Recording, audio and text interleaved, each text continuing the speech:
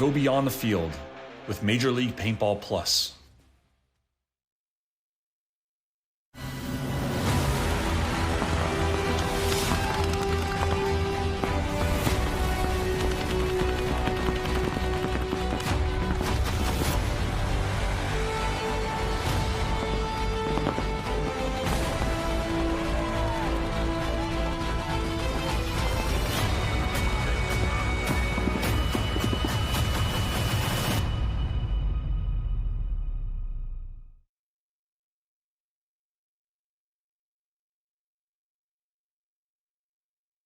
Alright, stay close. The fucking eyes be close, alright? Everything. Energy. It's all fucking energy. Let's go, huh?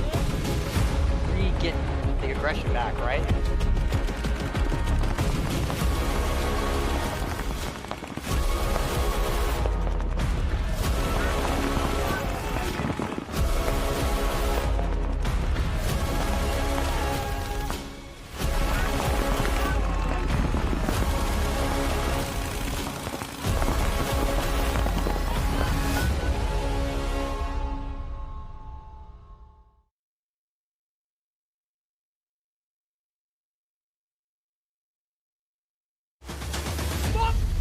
Team in this fucking league.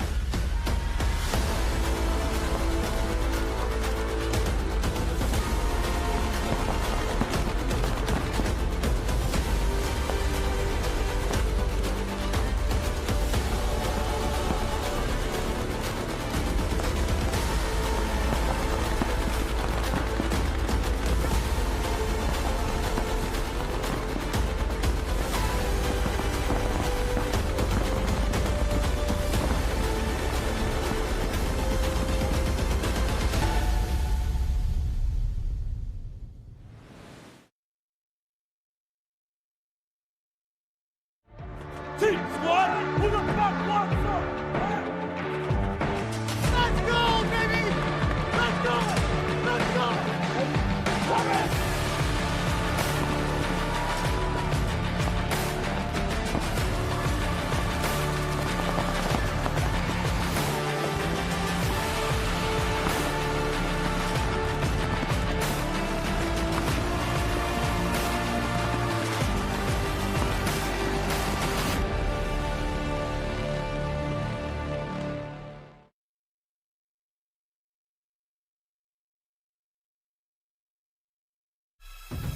Time to connect.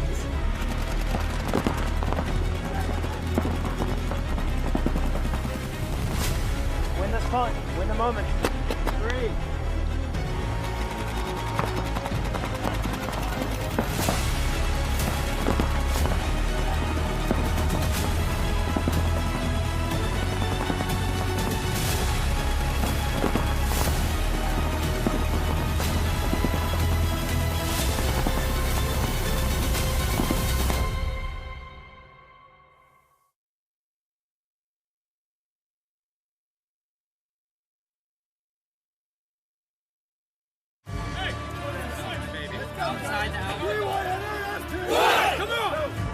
Everyone needs to wake the fuck up because we are better than everyone here.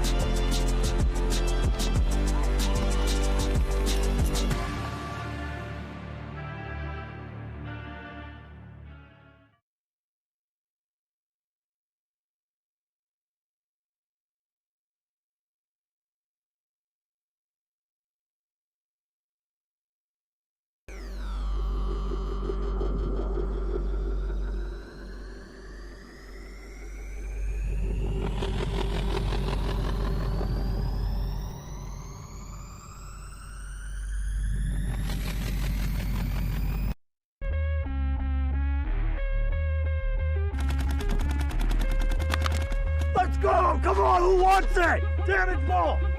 Live and direct, I'm back with savage shit. Create the wave, we get it, ball splash 'em. Right cross, swing and get your head shot. Point blank, dead stop. 16 bars in a headlock. 101 dead stock is what I'm dropping. Same old. You know, you know what to expect, man. We're just gonna put in that work, dog. That's it. Get out.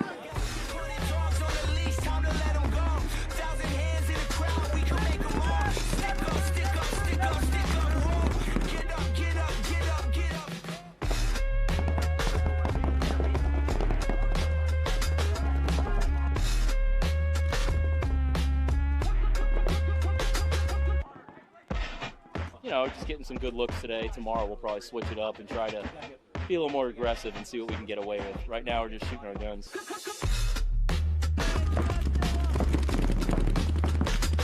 Get out, kill 200. That should be a Raider.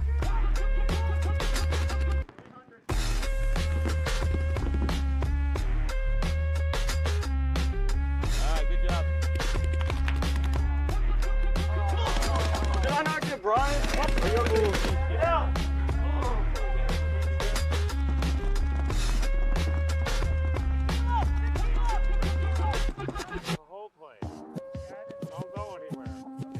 Been working on hold plays, and then Keith did not do his job because he should not be risking his body ever when we're up by 2 in that situation. Yeah, I think these are just what you work on in practice. This is how you get better. You make mistakes and fix them. I've moved people around quite a bit, so I want to make sure we have depth everywhere, even though we don't have a lot of guys, so I have a lot of versatility. I wouldn't say any one particular person's playing way better than anyone else. I think we have 2 really good snake players and some more. And I'm like, no, let's not do that. Let's 5 alive this shit for a minute. So I just want to make sure that we are, yes, usable, yes, good, yes, dangerous. Right? So as long as we have all that in mind, there's going to be times to use all of it, but I don't want, definitely never do both of them at the same time.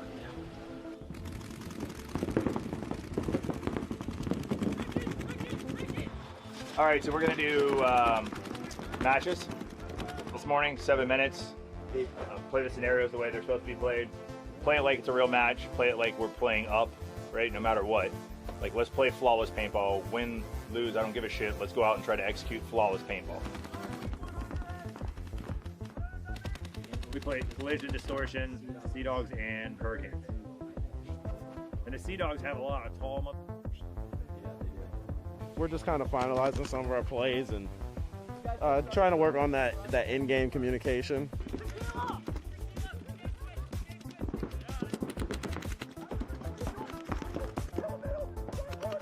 You want to start with what is the safest way to get 5 bodies alive and burn time. That's how you keep teams from mounting comebacks.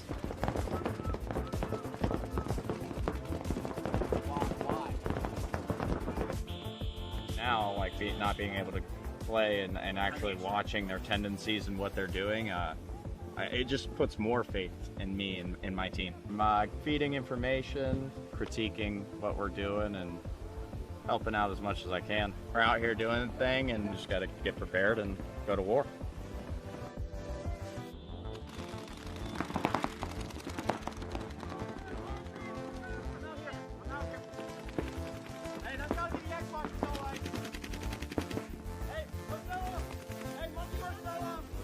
Coming off of a win, we've been winning, events pretty consistently out here. It's been a solid 2 seasons for us, and the best you can do is just try to win again, right? Once you're on top, everyone wants to knock you down. So we typically do about 3 full days on the field.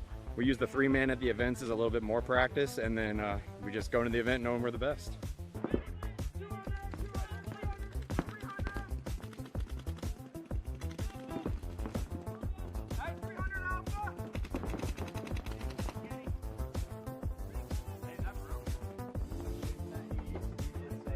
But I think we could just connect a little better there. You know what I mean? Yeah, he has the question.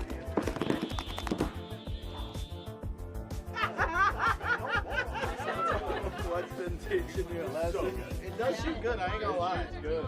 So we're gonna see how Mouse was killing me with the shocker, and see what was happening when I was on the other side.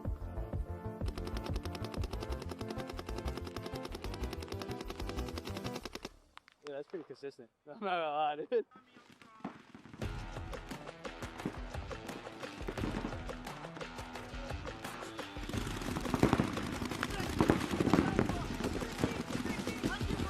good, man. Most of us did the 4-day grind, all the stuff. We just tried to break down the whole layout. I think we got a good understanding of how this layout's playing, fast and slow. On this final day, working on the comms, connecting with the team, and the small ball with the 2-man group. So, I mean, this is it, final day. We're ready for the tournament. We feel confident, and I think momentum's on our side, so definitely going to bring it at this next event.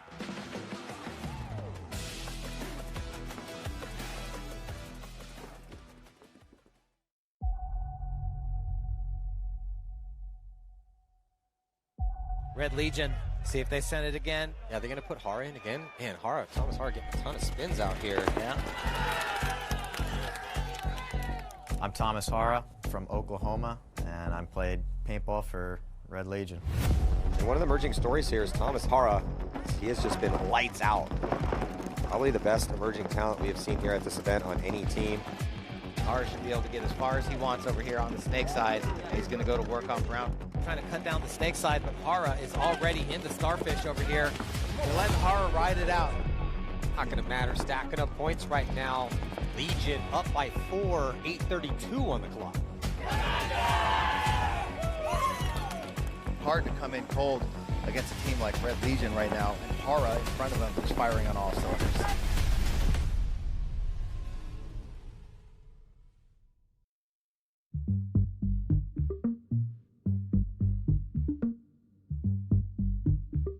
I got introduced to paintball at a pretty young age, I think about 9 years old. Got invited out to a birthday party. And then, you mess around, play rec ball with the neighborhood kids for a while. Started working at the paintball field. At the end of 2020, I got introduced to X-Ball. And then after a couple events, I was hooked. Quickly moved up from D5 to D4, tried out D3, and then played a season and some change in D1, and now I'm here on Red Legion.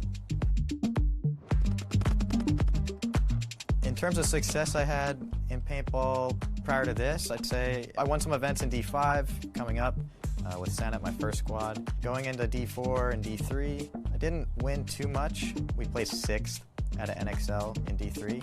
Moving into semi-pro, we got a 4th place finish at my first semi-pro event. That was a big deal for me. I got a taste of the pro field in the semifinals, but to really get on the podium, I haven't really had that success yet. So the way I got connected with the Red Legion organization was through Ryan Gray. So I've been acquainted with Ryan Gray for most of my life. He owned the... Welcome to Saturday's competition, day 2 and the last day of the prelims here in the professional division at the 2026 NXL Midwest Open here in Cincinnati, Ohio. Matty Marshall alongside paintball legend Todd Martinez. And it's going to be Leverage taking on Houston Heat and the Sea Dogs. Taking on Distortion here in set number 1, kicking things off here on center court. Leverage 0-2 yesterday. Houston Heat, though, going 1-1. Looking at them here on your screen. Looks like they're going to go with Minkowski, Saldana. Looks like Buffton's going to get the start up the middle, and then Dizon and Mishka will be the attackers on the D side. Oh, looks like we are a little bit of a glitch here. Oh, Leverage not happy with it here. Ready to go. Minor setback. Yeah. Ready to get going here, 10 seconds. Leverage felt like they played good yesterday, Matty, but just couldn't put it together. Said they've made some changes. Going to talk about what they want to do today. But let's see how it changes for them. We know Buffton's going up the middle. We got a full day of paintball yesterday. We got to see how teams played the field. Everybody got to go home and have a good night of film session and talk about things. So we'll see what we're going to see different out of people here today. But that definitely wasn't on the board as they put in the middle. They put Moran in the middle today. And Moran comes up with 2 big kills right off the break. Gets Saldana and Buffton. Well, he shoots Saldana through the zone of death, and then Buffton had to go clear him out of there. So we'll take that 2-for-1 trade every day, all day long, as Chris Caputo, because of those kills, is able to glide here into the 50-yard line. And Leverage is looking pretty good. They are going to have to do with the D side, though, for Houston Heat, as Mishka is pushing the issue, and he's going to get to that crucial 50-yard line. It's actually going to go right past it. There's no one there for him to deal with, contend with him outside wide. There's no guns this way. And so Mishka Kiesnev, the original Russian legend, is going to clock in for a couple kills and put the first point on the board here for Houston Heat. Yeah, what a point-saving move there for Mishka, as Scotty Graham walked off. Mishka immediately attacked that 50 Dorito, didn't even pop up in the wing, went straight to the other side and shot Caputo out of the 50 Snake, who was getting ready to go to work over here. And then nobody could see Mishka, and everybody had their backs to him, and he just went off. Showing the power of that Dorito side, that D side, you can steal a lot of points over there. So there's a lot of emphasis being put on the middle and on the Snake because there's just a forest of bunkers over here.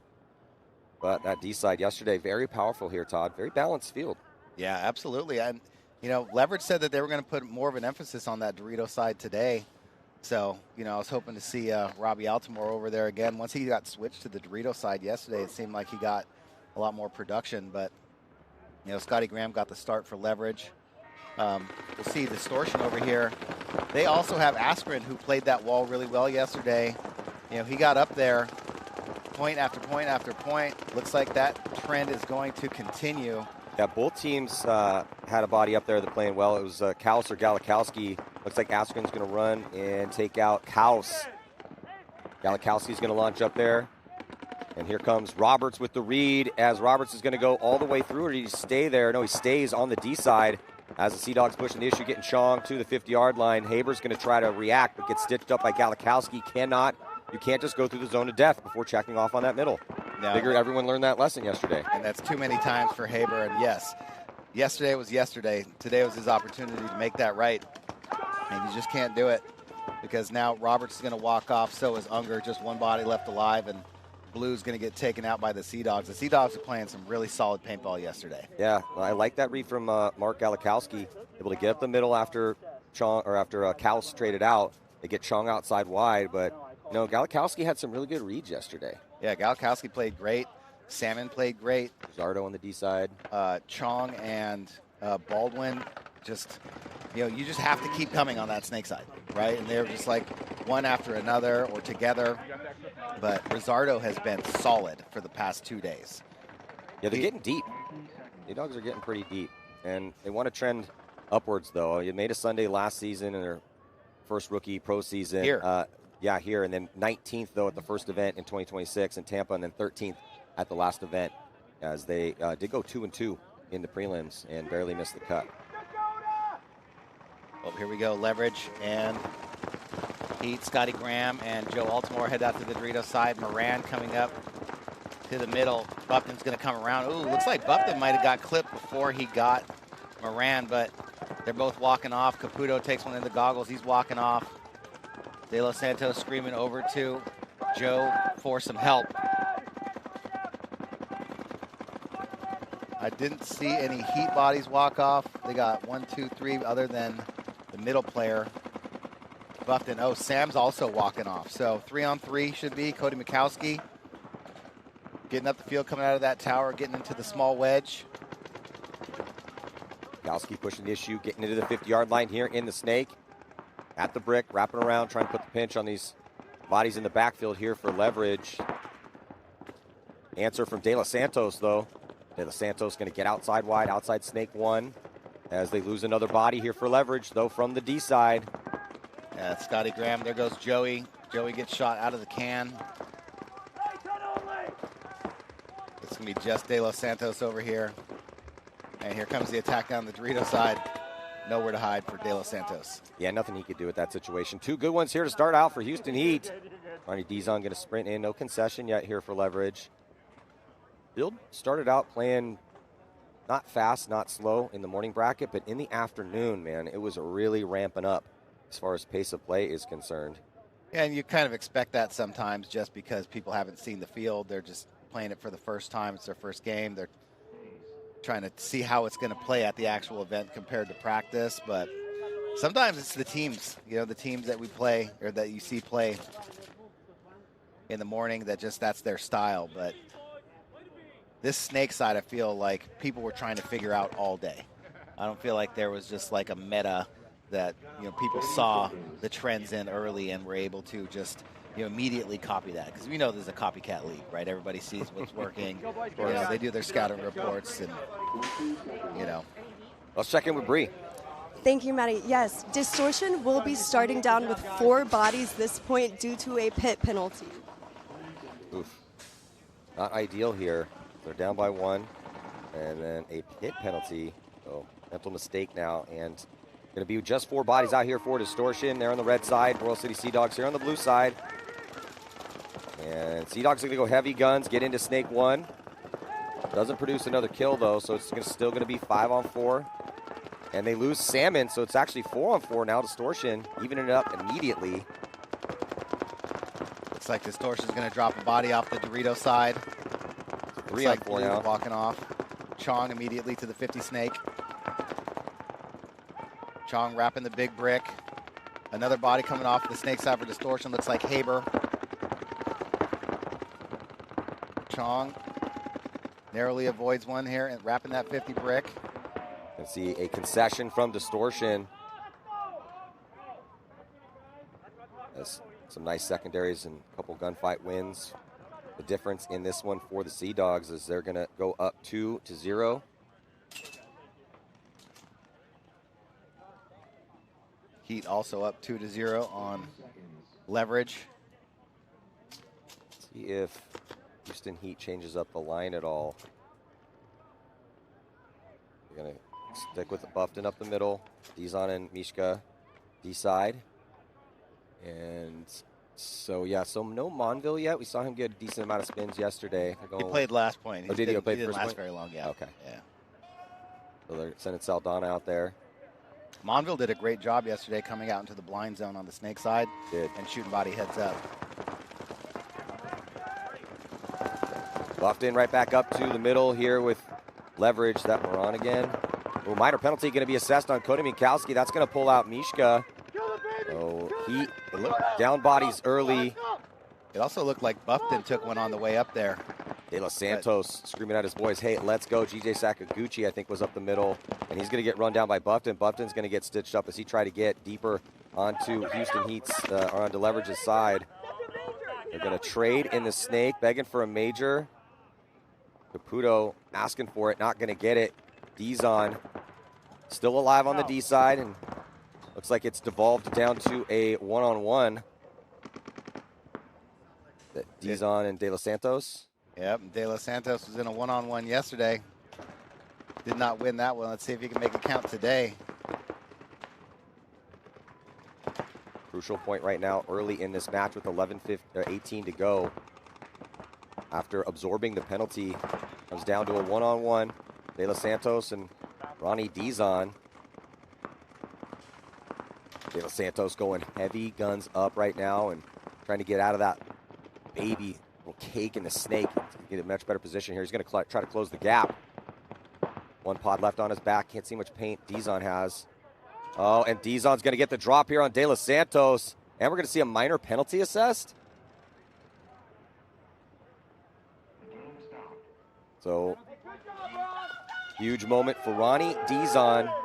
Had a couple offers from different squads. Top teams wanted to secure his talents. Top decided to stick with Houston Heat. It's been a rough go here for Houston Heat at the beginning of the season. They needed this. Every tournament's a new chance. It's a legendary roster. It's a legendary player here on your screen. Ronnie Dizon wins the one-on-one. Yep. We were 34 off the break. We shot there 4. When I was coaching Houston Heat, and it came down to Ronnie in a one-on-one or a one-on-two or sometimes a one-on-3, never hit that horn. I always had faith that Ronnie could pull it out because he did it for me so many times. I watched him so many times over the years. One-on-ones, 90% of the time, I'll take Ronnie Dizon. Clutch player, man. Yeah. Clutch player. Yeah, he rarely lost one-on-ones. I can't even remember any that he lost. I remember more one-on-twos he won than one-on-ones he lost. Sea Dogs trying to stack up here. Distortion trying to get in this game. Got out so far through 2.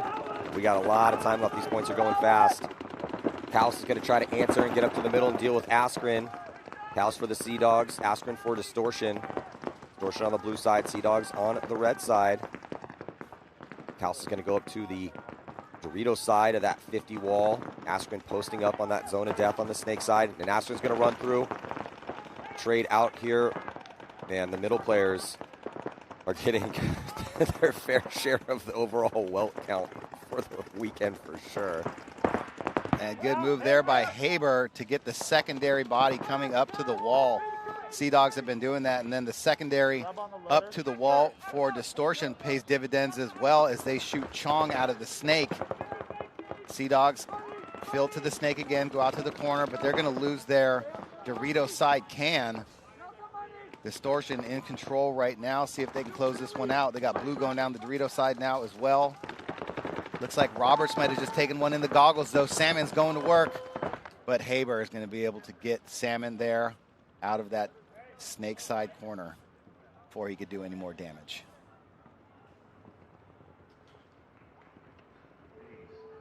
Nice point, Dave Haber. Checked out by the ref, got a decent amount of rub on him. They should allow, you should be able to designate your center player and give him a helmet before these games. For sure, as Askren is getting wiped off from multiple players here as he caught about, I don't know, 15. Let's check in again with Bree Waltz, our sideline reporter. Thank you, Maddie. Yes, Jason Trozen just finished checking out that last penalty point against Leverage, and that player was shot in the hopper and then continued to shoot after, so they will be starting down with 4 players. I mean, really, in a one-on-one, we're going to throw a penalty for a one-on-one? That just doesn't, I mean, we got 10 refs and 2 players. You can't just call the guy out. The guy's standing at the 50 snake and throws a penalty? What are you talking about? Leverage down by 3, going to have just 4 bodies to work with. See the replay here. Oh, there was the shot, and yeah, comes back out. Rough situation here for Leverage in game number 3 for them. You get 4 in the prelims. They're going to be losing their all-star Chris Caputo here off the break from the snake side, and Houston Heat in a big high body moment right now, 5-on-3. Don't look for them to do anything crazy here. Just try to get in some decent positions and wait for Leverage to try to push into guns or concede the point. Yeah, still 10 minutes on the clock, so plenty of time. Houston Heat, they're really good at milking these situations.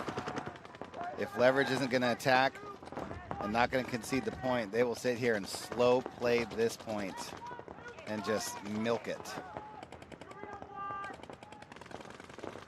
Here goes Cody out to the corner. He's going to whip around up into the small wedge on the snake side from the tower. I think his wife gave him a talking to last night and said, hey, you need to get up out of that tower. And we've seen a lot more active Cody Mikowski today so far this morning. That was like, you need to go out there and be the all-star that you are, Cody. Let's go. You're right, Sam. I will do that. Well, Leverage has nobody on the snake side. Nobody's looking this way. Saldana and Mikowski are over here. Saldana on to Leverage's side of the field. Leverage hanging in here. These 3 bodies trying to catch Houston Heat, making a mistake. They haven't so far. Saldana in their clover, looking heads up, absorbing pressure with Mikowski behind him.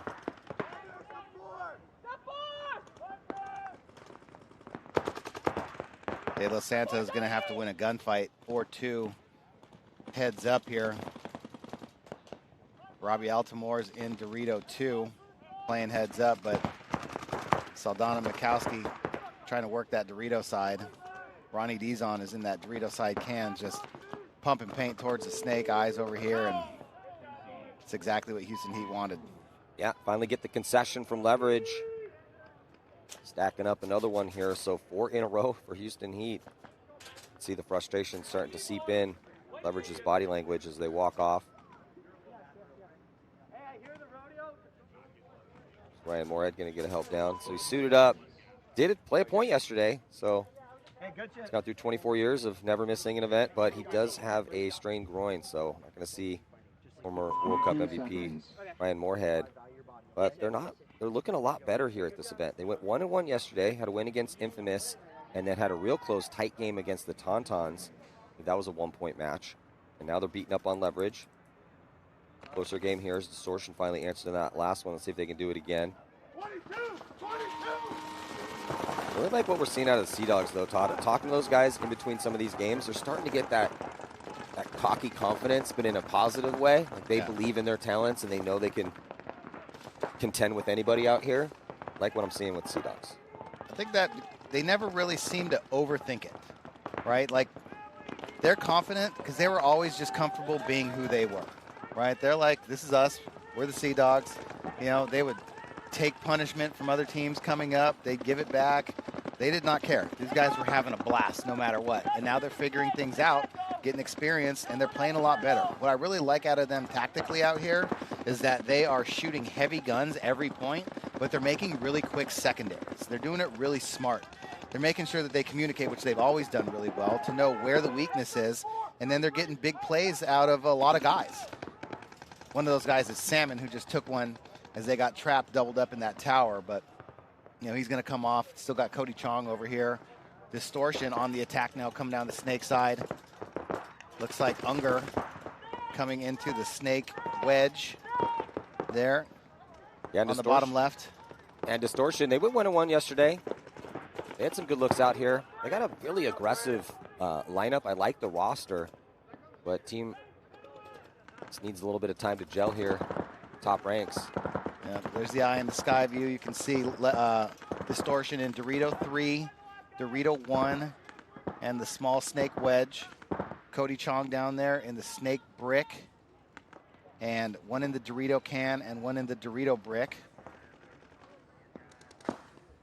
Distortion now in the 50 Dorito.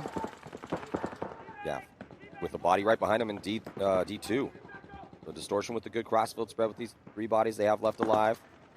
In this 3-on-3, also good crossfield spread for the Sea Dogs, as they have 2 D side as well too, but slightly worse positioning here on the real estate. They don't have that outside containment, so better look for Distortion here in this 3-on-3. They get past the 50. Now into the Sea Dogs D3, or top of your screen. So who's going to be the next to drop?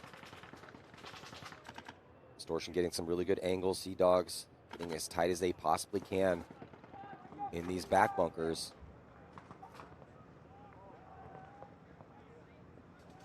Chong ripping lanes crossfield. A little blocked out from this position. Can't quite see his opponent, so he's just shooting the gap in front of him. And he's got 3 pods on his back, so he can pump paint through that gap a little bit. Yeah, Roberts came back to the inside. He's sitting at the wall right now. Yeah, but Roberts is seeing that stream, so he's not going to run through that stream that Chong's putting crossfield quite yet. He's posted up inside. There's definitely not a clear alleyway to come through, but with Distortion being so far up the Dorito side, the guy who actually has the ball is in the snake for Distortion. Where did he go? He's on the inside cut of the clover. Their clover. Okay. Yeah. Not a bad place to be. He's actually going to crawl up now, try to improve his position. He's got to worry. The only body that's shooting his way is the can. I mean, I think that he might be able to have a shot on that small brick, who does get shot. Might have got the shot on him from that 50 snake. So 3-on-2 now in favor of Distortion. Distortion looking to tie this game up. Yeah, Connor Smith getting peeled out of that door. Rizzardo tucking in, leaning into the can, trying to get as small as he possibly can. Little retreat here. Chong's going to come off the D side and now start hunting in the middle, and he's going to try to get the shot on that wall. Oh, and Chong does get a shot on the wall, and it really looked like Rizzardo might have shot Jackson Blue. Yeah, he did the big run through all the way coast to coast, and at least trades with Blue, so it turns into a major penalty actually going to be assessed on Rizzardo, which is going to be bad news for Chong, because Chong eats up Unger and then turns around to see he's being pulled on a penalty, so rough break. I saw that. I saw Jackson Blue get shot way before Rizzardo even got near him. Shot him on the way. And then Blue came out down the wire as Rizzardo was charging at him and traded with him. Yeah, tough situation for Cody Chong, because he had just got the shot on Unger, and it looked like he was going to win the point for the Sea Dogs, because they were in some rough positions playing. Had to play defensively because of all the ground taken from Distortion. We're in the pits right now here with the Sea Dogs. I mean, really, the gunfight loss out of the middle, you know, was a bad death for Distortion. They had the 3-on-2. No. get a bit of a gift. They get that gift, though. Major's going to carry on to the next one as well, too. Gives Distortion the point. It's a tie game now. Sea Dogs believe going to be starting down 1. And then I get shot out, then I hear, I think it might be a D corner. No, it's not even close. Yeah, not even close. The whole time I literally was calling that guy out because I shot out. When I got shot out, you said, I think it's a D corner, but it was 100%.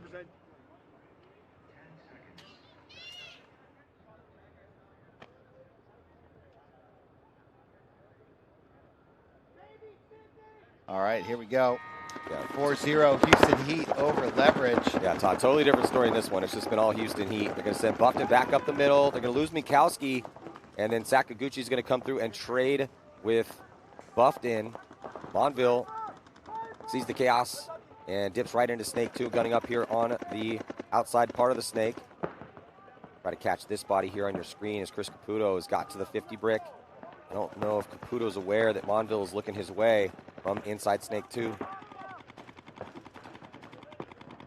Well, starting to see some aggression out of Leverage is what happened yesterday. They went down and then started attacking a little bit more, but Monville's going to get Caputo right in the head as he tries to wrap that 50 brick.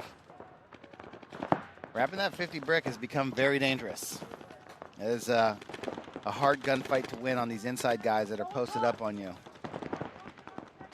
So Mishka blazing down the D side. He's going to get up into D3 here for Houston Heat.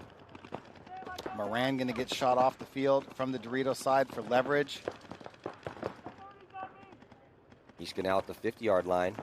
Got Dizon behind him, but Dizon's focused on trying to keep Caputo from running down Monville.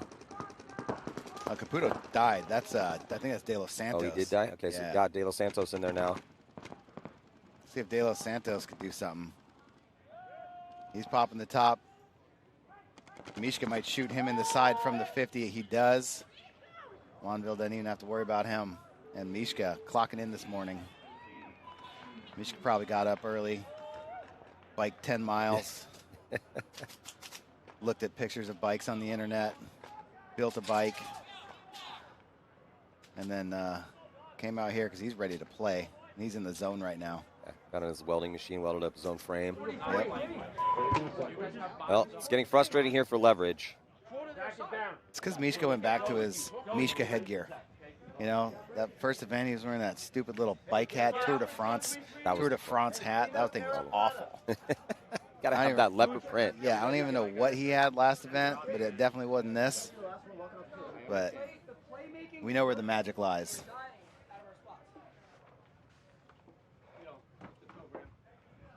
Hey, you're up again. Are you good? Playing good? Get out there. You're gonna be behind each other, okay? Good job pushing up here. Hey, Chris, you get up there, so you will sneak in to say, okay, let's go. Here, let them sleep, and then fuck them up, okay? Hugo, Alfred, do you guys want to maybe switch? Well, Leverage look like they're going to drop this game, so you know who I don't want to play next? Leverage. Because they've been the spoiler before in this situation. Yeah. They go into that fourth game with nothing to lose. All of a sudden, they start looking good. Win that one. Yeah, I was definitely expecting a little more pop out of them this morning, but. Well, their last game is going to be against Infamous. And Infamous lost both their games yesterday.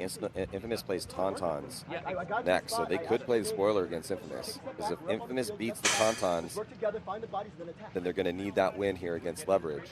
Yep. Because I'm going to need that win. What can I say? Todd was bumping Moana soundtrack in the car here on the way to the field today, so now it's stuck in our heads. Yep, dude. You got kids, I'm sure you've heard it 500,000 times. Nothing gets me fired up to do the webcast all day than bumping in the Suburban on 24s, you know what I mean? 15-inch subs in the back, just bumping the Moana soundtrack. Shout out Kanye. 2-2 right now, 7:32 on the clock, and Askren right back up to his position at the wall. Roberts going to get to the can on the D side, and then here comes the reaction from, I believe, Galikowski. And Galikowski goes up, stitches up Askren, and stays alive. Beautiful move. Oh, no, he did get clipped as he tried to get back, and they're going to lose their D side presence as well, too. So see if Distortion gets another kill. Sam are going to have to try to save this one here for the Sea Dogs. Distortion in a high body situation. Haber's going to get outside wide on the Snake side. Roberts is thinking about moving up the middle.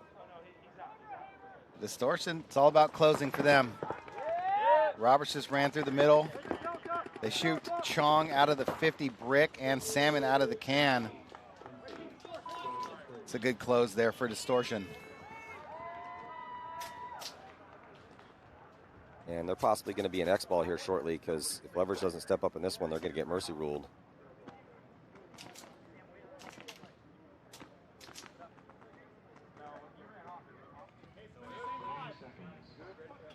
Spin the same 5. Yeah, Leverage needs to dig deep right now. They got Joey, Gucci.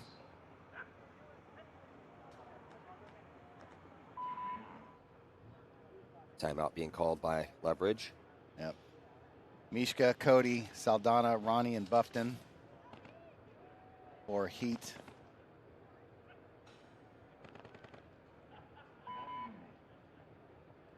Robbie, Caputo, and Alfred for Leverage.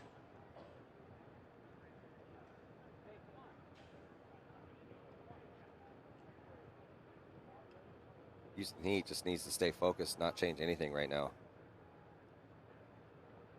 Leverage is hanging in some of these points. Heat's not blowing them off the field, but in this field, you have to win the battle in the middle. You have to win the battle. Well, you could say you have to win the battle on all sides, but it's these little moments. So you're going to have the engagement in the middle. How's that going to go down? And then how do you get the read after that to take ground in the snake? Because you have to get through the zone of death. And then ideally steal points on the D side, which Mishka and Dizon are doing great. Yeah. Heat definitely not looking like the same team they were last event. Playing this field layout really well right now.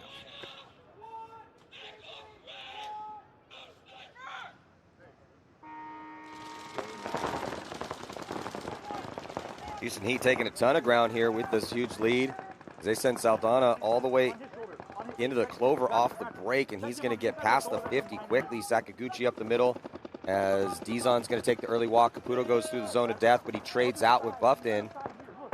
But because they risk Saldana early, Heat's going to have some presence. He might be getting pulled out. That's going to be a penalty. Penalty assessed with Saldana. Caught one. He doesn't know from where.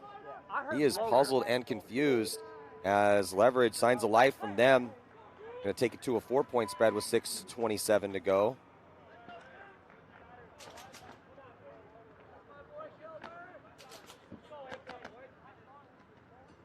Oh, they're having a conversation right now about when and where Saldana got hit, but Leverage was pretty adamant he got hit on the way in.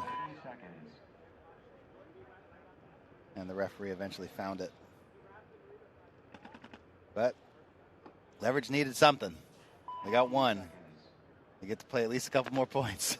Well, they got, they want more. Look, for Leverage, they're still a new up-and-coming squad. So you're playing a dialed-in Houston Heat right now. You still got a chance in this one. It'd be a pretty amazing comeback. We saw Fit have an insane comeback yesterday, because they were down 4 to Infamous and scored 5 in a row to win that game.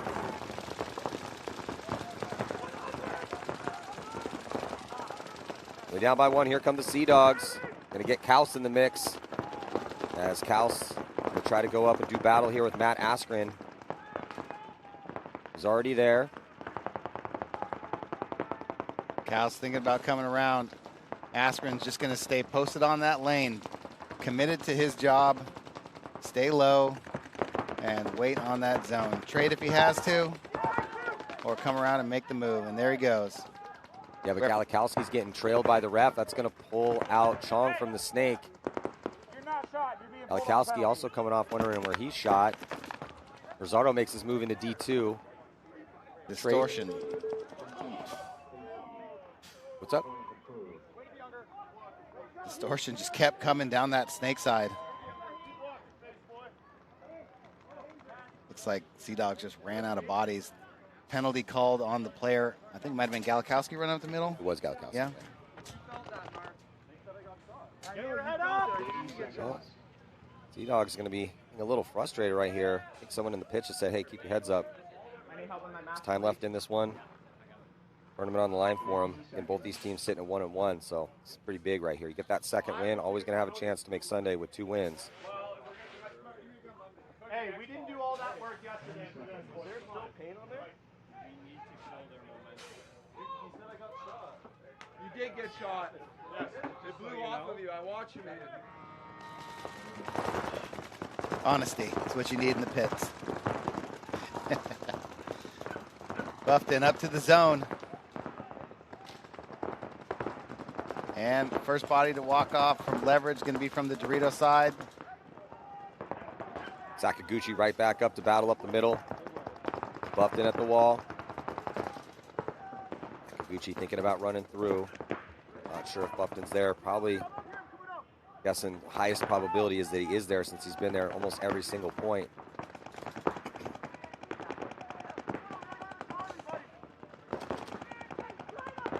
And Buffton's going to get taken out of there, as in Sakaguchi comes through as Buffton comes off, so Sakaguchi didn't need to launch right there.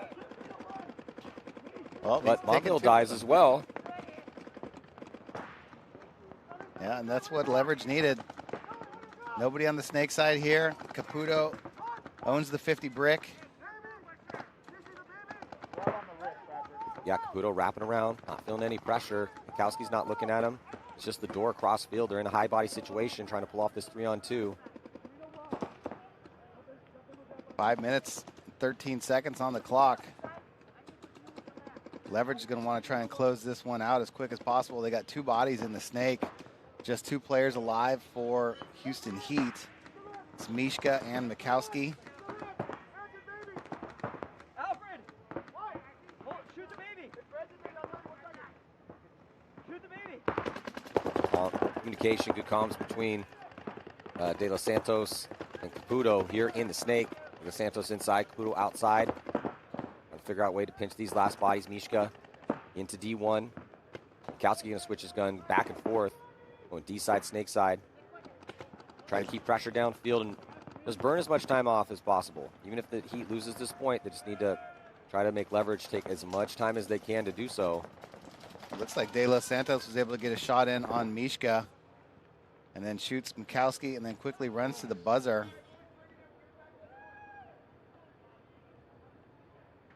They need to close with a little bit more urgency. It's a 3-point game, 4 minutes. They're going to have to win at least one of these quick. Yeah. But Houston Heat just looking to close, man. Went up big, almost had the mercy rule, but have allowed leverage to win the last 2 points, trying to claw their way back into this match. Sea Dogs down by 2 with 6:04 to go. Rosardo trying to pump his boys up right now. Cal's back in.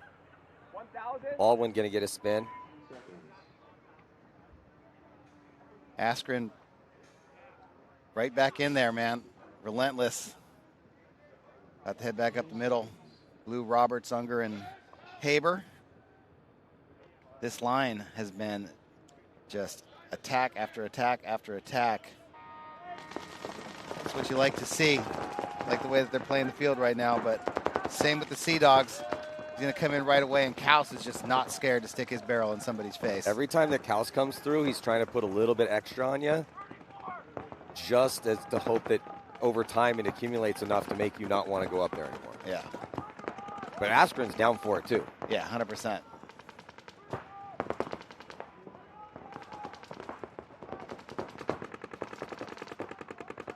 The Sea Dogs did lose Rosardo off the Dorito side as well, though, so another high body situation here for Distortion. And Sea Dogs playing defense. They are in the clover, looking inside. Yeah, and the can in the tower. I don't see if there's another. They lose 2? Yep, Rosardo and Kaus. Yeah, Kaus and Rosardo. So Distortion's in a really good spot right now. They got Roberts. They have Roberts in D2. And Haber is going to get across the zone of death because there's no one to shoot any paint through that zone. Didn't have to worry about anyone. So he's in a really good spot right now. He's going to continue to play offense, though. And he's going to run down Baldwin. We like trades in high body situations. Unger going to have the snake side to himself right now, as these are the last 2 bodies. It's Chong and that other body over there. That's Connor Smith. Chong with the desperation run out. He gets to outside snake 1 somehow. Here comes the push down the Dorito side. That's all Distortion needs to do is continue to go. Blue needs to get off his, get out of that Dorito corner, get up the field, and go with Roberts. Roberts takes one in the face. He trades. The whole side's open now for Blue.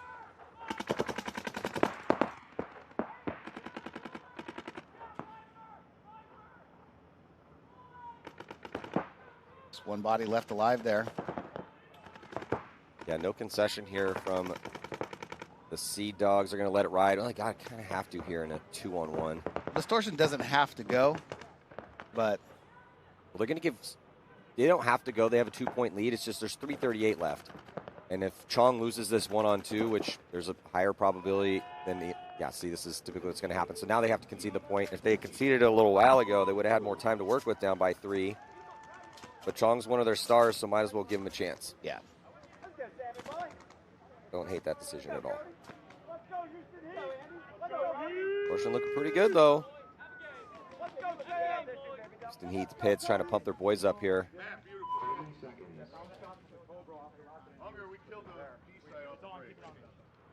Yeah, because the past few have been for Leverage if you're just joining us. Here at the Midwest Open, Houston Heat looking a lot better at this event.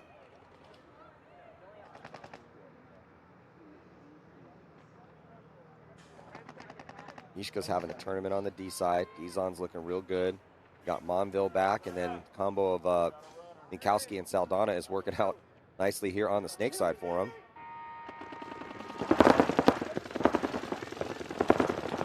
Doubling up the can here for Leverage. They're going to go up to the middle with Sakaguchi. He's going to be looking towards the D side, trying to shut that side down. So it's a 5-on-5 break. Kudo looking to make moves, try to get up into the Snake. Saldana's already in there. Inside Snake 1. Minkowski, a turret behind him, going back and forth between D side shots and Snake side shots. Caputo does get into the outside Snake 1. De Los Santos behind him. Yeah, and he went short over there on the Dorito side, it looks like. They're in the brick and the can. But Leverage is going to let Mishka escape out to the corner and then up to Dorito 1. Had an opportunity right there with 2 bodies in the Doritos and Sakaguchi looking that way. Especially with Caputo over here on the Snake side already putting pressure. It's like Leverage had an opportunity to get up that Dorito side quick. Todd, De Los Santos dives into Snake 2, and he's either fatigued or maybe slightly injured because he was a little slow to get his gun up here. He was talking to Caputo, but his body movements were just not as crisp as we have seen out of De Los Santos. He's been running point after point after point. We're into point 8 right now, so it might just be a little fatigue here in game 3. Yeah, well, he also had to run onto the field to make the point. And there goes Ronnie Dizon. Huge kill off that Dorito side. Heat not contesting Gucci in the middle, letting him play up there, but Scotty Graham's going to get shot out of that Dorito 3. Yeah, Heat on more of a hold play here. They didn't risk much at all other than getting Saldana into the Snake early. So maybe just trying to burn as much clock as possible and catch Leverage once they try to get blast past this 50-yard line. They are going to shoot Scotty Graham, so trading bodies on the D side 4-on-4. They're going to lose Sakaguchi here for Leverage, but Caputo now past the 50 as he gets the drop on Saldana and trying to put the pinch here on Cody Minkowski at the tower. De Los Santos times it right, gets right in after Caputo. It's De Los Santos and Caputo trying to hit the gas pedal and win this one fast. There's just 2 minutes and 6 seconds left to go. They're still down by 3. Todd, you talked about how they needed at least one quick one, 25-second point. It's definitely not going to be this one. No, they're struggling to push here. Cody Minkowski, one of the players in the league that's really good at digging in. And Mishka is just going to go oppo on them as he is pushing down the Dorito side right now. Shot out the body. That was in front of him, and he is in the 50 Dorito with nobody on his side. Cody dug in long enough for Mishka to kill Joe Altamore. And now De Los Santos is going to back up and get shot on the retreat as Caputo gets shot as well. Mishka and Cody pulling that one out for Houston Heat. Todd, Mishka's having a really good tournament. Yeah. He's looking real solid over there. Like the reads he's making, he's looking quick and nimble, just lethal. Yeah, absolutely. And Cody Minkowski is holding the line nicely. He's getting some good reads as the second attacker on the Snake side. It looks like no concession from Leverage yet, so now finally going to concede. Houston Heat's not going to hit that. This win, most importantly. This will make the record 2-1. Yeah. No, I'm fucking good with that. That's all you need when he's got to stay alive. Yeah, no, you're 100% right. I don't know how to game him when he's got fucking Andy there.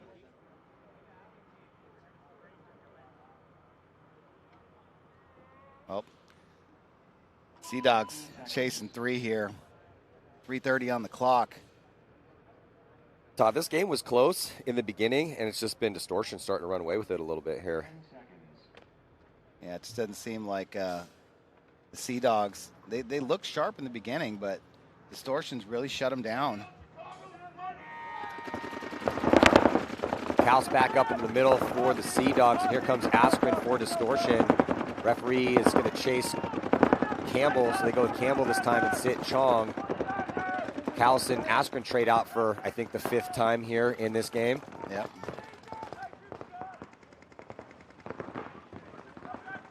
Nice read by Campbell to get across the zone of death, though, after the engagement in the middle. And very quickly, Campbell is at the 50-yard line. Needing 3 points with 3 minutes left to go, but then Campbell, did he trade out? He did not. Can't really knock Campbell for trying to gunfight aggressively here with the spread the way it is on the points. He needs to try to create some sort of offense, but gets his loader scalp, forced to take the walk. Now it's just Baldwin as the option for the attack for the Sea Dogs here, snake side. Rizzardo making moves on the D side, though, Todd. Yeah, Rizzardo jumping into that 50 Dorito. Gonna wrap around the outside, see if he can go. He's looking at the Dorito corner and the Dorito can. He's gonna crawl onto the other side of the field. Baldwin trying to help him out by shooting across towards the Dorito side as well, occupying guns. Salmon's gonna cut up the middle to the forward D side can.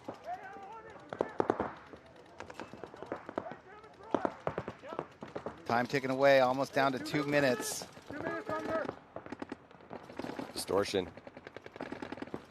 Good comms, they know exactly what the time is. Just heard somebody yell, hey, 2 minutes, Unger. You can see here on the left-hand side of your screen, the red side, how dug in Distortion is. Trying to solidify this win. Baldwin on the other side is just recklessly trying to attack and just trying to get somebody to give him an engagement so he has a chance to shoot him. Yeah, he's gonna have to get going here. Another 20 seconds off the clock. Salmon's gonna have to get up and get involved. Rizzardo gets shot. Distortion dug in, picking off Sea Dogs.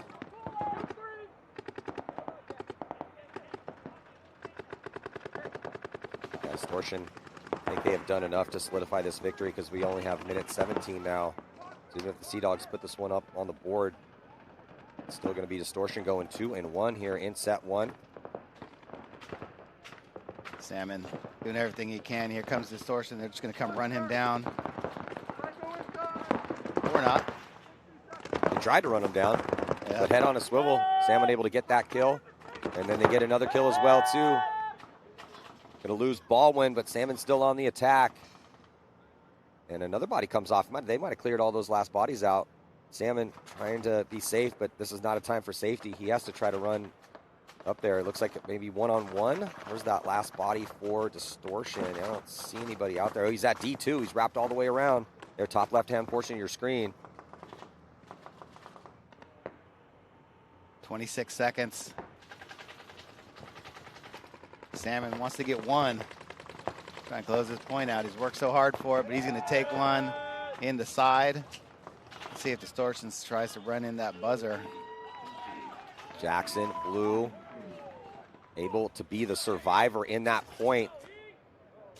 And Distortion, yeah, 2-1. Their next game is going to be against Damage, so they desperately wanted to get this win. Damage undefeated yesterday. So Damage was in some battles. It's a no-lose situation for us. We could have 3 majors. It doesn't affect the game. It doesn't affect our rankings. I don't know why they conceded that one for 12 seconds. 101 on this. Leverage unable to close that last point out. Had all the real estate. Heat held their ground. 4-point spread. This one just for funsies. Got 1 minute left to go. Body coming off here for Houston Heat. Also for Leverage. Another one coming off for Heat, so 4 on 3. Leverage gets Sakaguchi into the snake. Another body coming off for Leverage. And for Heat's bloodbath out here. The 2 on 1. Yeah, 2 on 1. Cody Mikowski, last player left alive for Heat. Sakaguchi at the 50 in the snake.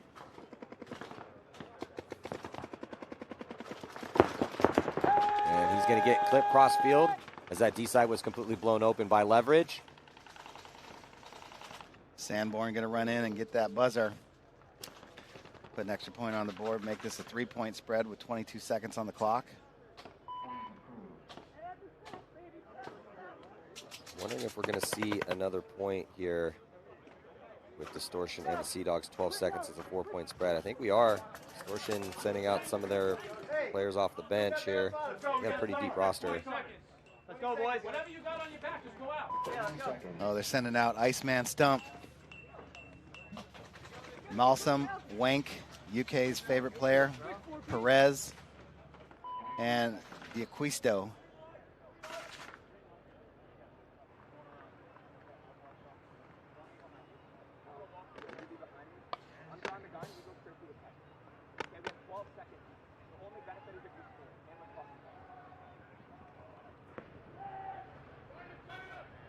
This one's just for pride and some fun.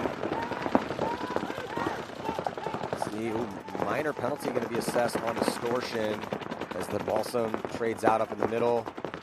Campbell's going for it. Was that Rosardo over here on the snake side? I think it was. Chong almost got there. Chong was almost at the buzzer. They only had 12 seconds. Sea Dogs almost put their 3rd point up. Final score will be 6-2. Great win for Distortion.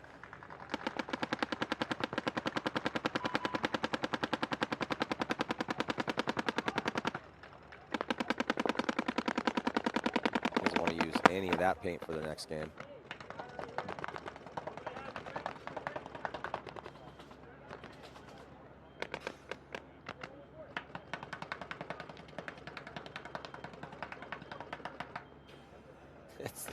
Just having some fun out here with his gun, just shooting through his loader. They got 1 more game to go. Sea Dogs still could be in this though. They got Collision next. They're 1 and 2, and let's check in with Bree. Thank you, Maddie. Yes, I'm here with John Iucci. And with Distortion, what did you see on the field out there that was giving you guys the upper hand? Finally, teamwork. The team's finally coming together. We've been grinding every single weekend, both days since the last event, and now it's starting to pay off. So I'm really happy for them. Props to these guys. What was the exact turning point that you saw? Today? We started out yesterday the same way. We came out on fire, teamwork. The vocals were there. Everybody had the zones covered. The second game, we came out flat. We had a good meeting last night, and after that meeting, you see what happened. The results pay off. What was the main talk in that meeting? Teamwork, family. Like, the way they came out yesterday was impressive. What they did today was outstanding. Showing you what a real pro team's about to happen. Congratulations on that win. Back to you guys. Yeah, thanks, Bree. Yeah, they look good. They look good. All right, here we go. 22 seconds on the clock. Sam Monville headed up the middle. Same with Sakaguchi. Sam's coming through. He's looking to get some confirmed kills. He gets blasted by Scotty Graham. Only 2 bodies left alive. Scotty Graham's still alive. Moran's alive. 6 seconds on the clock. Here they come. Tons of bodies walking off, covered in paint. Mishka's going to back out of there. Cody Mikowski's going to hit him with the fadeaway to the corner. Looks like he catches Scotty Graham. And that is going to do it for time on this match as well. Congratulations to Houston Heat as they go 2-1. Got Tauntauns and Infamous and Hurricanes and Collision next. Get a look here. Last couple highlight looks before we head into this next set. It's going to be Tauntauns taking on Infamous and the Hurricanes taking on Collision, the 2026 NXL Midwest Open. And Matty Marshall with Todd Martinez here on Major League Paintball Plus. We'll be right back.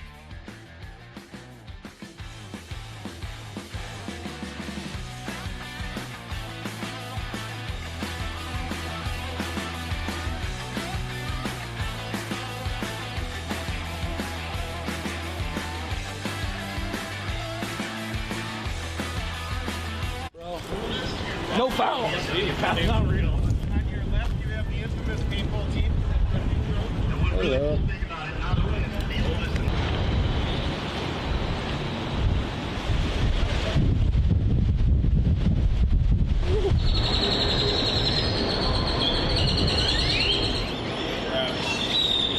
Steve and I are dating.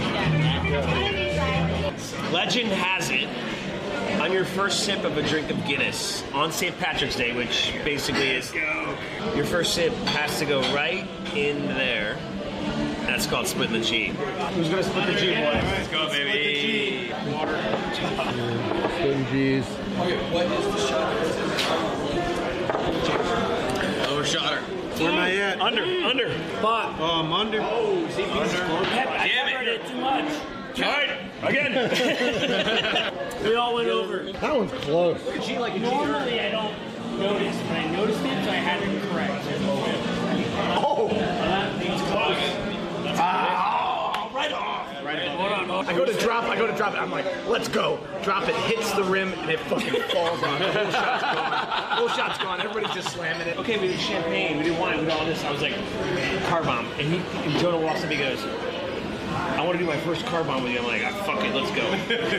He drops his right on the floor. I'm like, oh.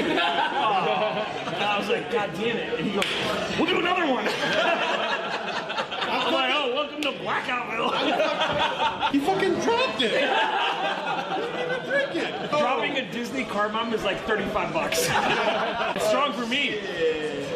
I've never seen it. It's Guinness night. If I'm awake, I expect everyone else to be awake. Yeah. It looks like they have $17 lemonade. Sugma. The wind was everywhere. They have no wibbles. We'll do another one. I'm like, oh, welcome to Blackoutville. Hey, it's BRNT with CRBN, and I have our new IC PWR Nano Barrel System here. This kit includes our famous ultra lightweight injected carbon fiber back with our new Nano Tip, which features over 700 microports. This microporting prevents any debris, paint, or moisture from entering the bore and also produces a unique low sound signature. These barrel kits are compatible with all PWR inserts, including our own series from 679 to 691, and are also compatible with all PWR inserts, including those made by Planet Eclipse, Dye, and Inception Designs. Check them out at crbnpaintball.com.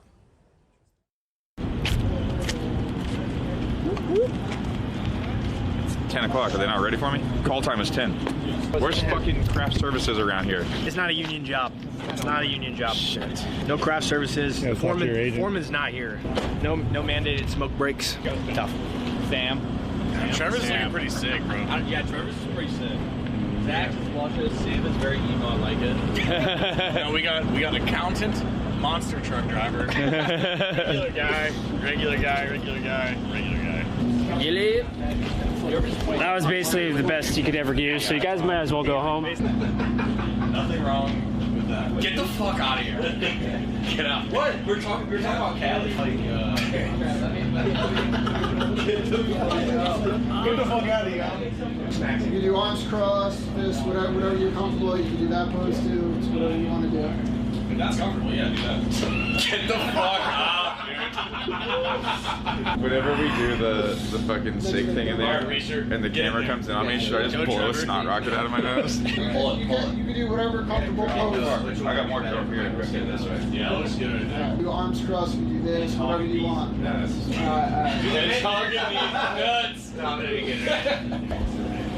Oh yeah. Boom!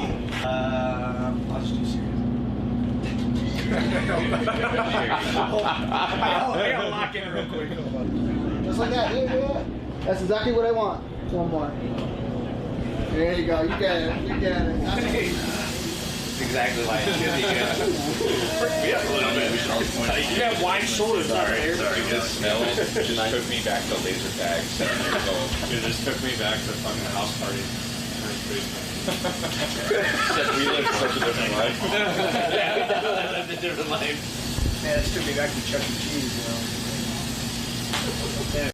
So go ahead, chatter, talk. 1, 2, 3. I definitely look too pretty. I mean, Ready, go! I was so locked into that one. Ready, go! Oh, dude, that was. I didn't know we were chatting. Okay, so you can be serious. That's fine. Ready? 1, 2, 3, go!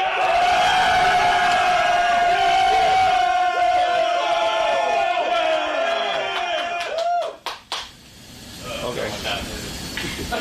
Okay. Did we celebrate? Rooms, showers. I didn't. Hot damn! You gave it. It's right. I was the only student in the 3rd grade play at Whining Creek Elementary, Moore, Oklahoma. I can take direction well from a producer. I'm in there slaying moves, hitting marks, focus peaking, framing my shit up. Catch me on the webcast.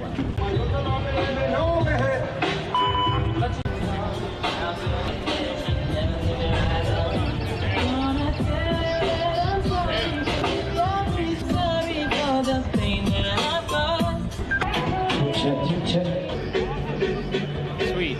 Oh shit, what up? Ninja mode, I didn't even know you were here. Where are we? We are currently in the Raymond James Stadium in Tampa, Florida. About to play some 3-man and have some fun on inside the stadium. It's pretty beautiful. I wish I was somebody. Which name? I heard some. Looking over the thing on his bag, the satchel.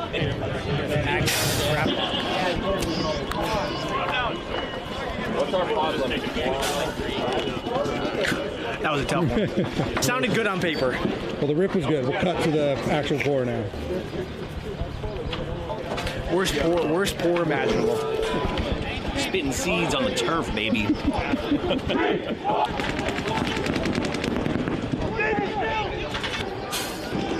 The jersey look good on you. Thank you, man.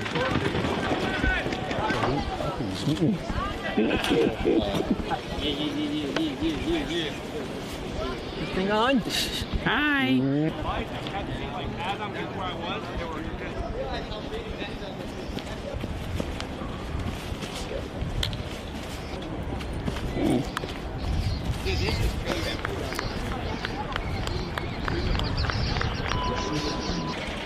Just another practice. Whack. Nothing big. Nah, fuck that. Let's fucking smash everyone. Let's fucking win this shit. Fuck practice. Beat the fucking dog shit. What matters is starting the connection right here for the event. Yeah. Yeah. You okay? Be super positive. Pick everybody up, man. Yep. No pressure. That's all good. This leads into tomorrow. Listen, this thing is gonna go fast as fuck, so don't take a breath, okay? Honestly, they're not going to be turning lines. They're going to have substitutions just like us.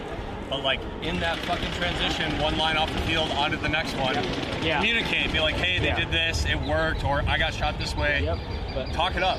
Hey, third line, short as it is going on. As you walk on, talk off. The calmer the pits, the calmer the team. Right? Yes, sir. Look to clean each other off. Yep. Welcome back. About to watch the Tauntauns take on Infamous and Hurricanes and Collision. Also in this set, we're here at the NXL Midwest Open in Cincinnati, Ohio. At the high level here for Collision. Getting ready to play second point of this set. And we are here at Joyce Park, the 3rd stop on the tour this year. If Infamous can get it together, as yesterday they blew a huge lead against PB Fit and dropped a battle against Houston Heat, so they're 0-2. Tauntaun sitting at undefeated 2-0 right now. Todd? Yeah, I think this is going to be a war right here because Tauntauns look good, but, you know, there's definitely some chinks in the armor, right? We've seen them come out here and just utterly dominate before, but, you know, the way that this field is playing, like, there's going to be some opportunities. And, you know, Infamous is going to be pissed off. They want to come out here and prove that they belong to win this tournament. They're really... Oh, they're going to lose 3 bodies on the break. Excellent shooting there by the Tauntauns. But, you know, Infamous always trying to prove themselves out here. They do send, looks like Silberg all the way to the 50 Dorito. He makes it in, but I don't think they shot any of the Tauntauns on the break. Yeah, Todd, I think it's a 5-on-2 in favor of the Tauntauns, but having Silberg at that 50 could change the story here if the Tauntauns don't know he's there. See that angle on your screen.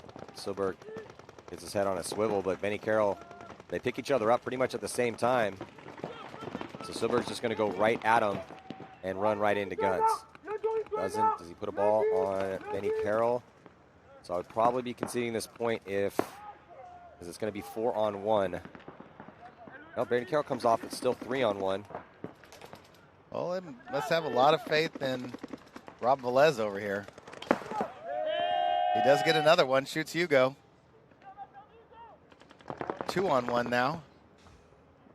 Still going to be difficult here for Les, but he's making it very interesting. Spitzman's going to hit the deck past the 50 and absorb some pressure. And Fozy is going to get out to outside snake 2. Rob going to try to catch him. No, he thinks he's still at the tower.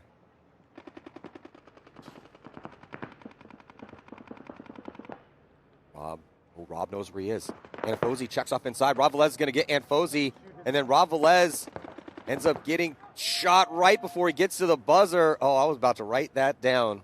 Tate Smith Law does give away some money here for best individual performance at a point in the prelims. And if Rob Velez had won that 1-on-3, it would have been nasty. We just saw a couple flags in the air. Yeah, yellow flags there at the end of that one. Wondering who that's going to be on. And it looks like it might be on the Tauntauns because Velez is pumped up coming back into the pits. Might be a no point. That'd be interesting. Velez comes in and said, did a bomb go off? Basically, like, why did everybody die? Pretty much, yeah. Yeah, that's exactly what happened. Oh. Shot 3 bodies on the break. Coach Pasquale not happy here with the close, and rightfully so. I'd be very frustrated if I was coaching the Tauntauns too. Like, how did we blow that one, guys? Really? 3-on-1.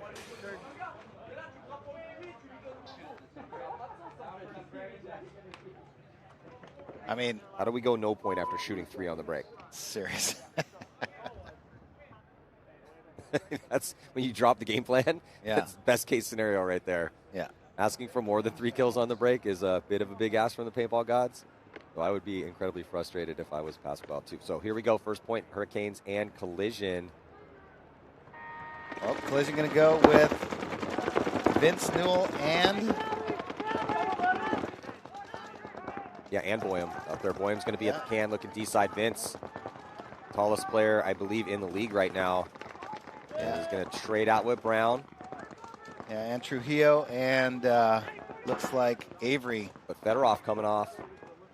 So it's a 4-on-3 here in favor of Collision.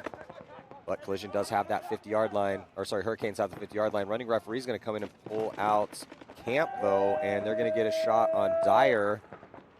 So it's just Seawright. And Seawright gets his head peeled up as he tries to wrap that 50. There's Trujillo looking for more bodies, but there's nobody left. Isaiah's like, hey, guys, we shot everybody. But Trujillo, I'm going to need you to go hit that buzzer because I was catching some pressure over here.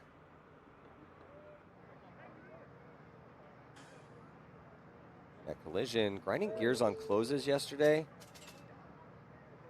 They're definitely getting better, but the guy I didn't have a lot of criticism for was Isaiah. He played really well yesterday. Yeah. I feel like he just needed some help. You know, he was just kind of man on island on the break over there a lot yesterday, and, you know, having Boyum go with him on that Dorito side, I think is going to make a difference. Yeah, we showed him going to Dallas. Yeah, I'm layering that with him. Let's go. Listen up. Get your stuff ready. I just want to see Mike Hinman smile. You know what I mean? Well, he's going to need his team to win some games to get a smile out of Mike.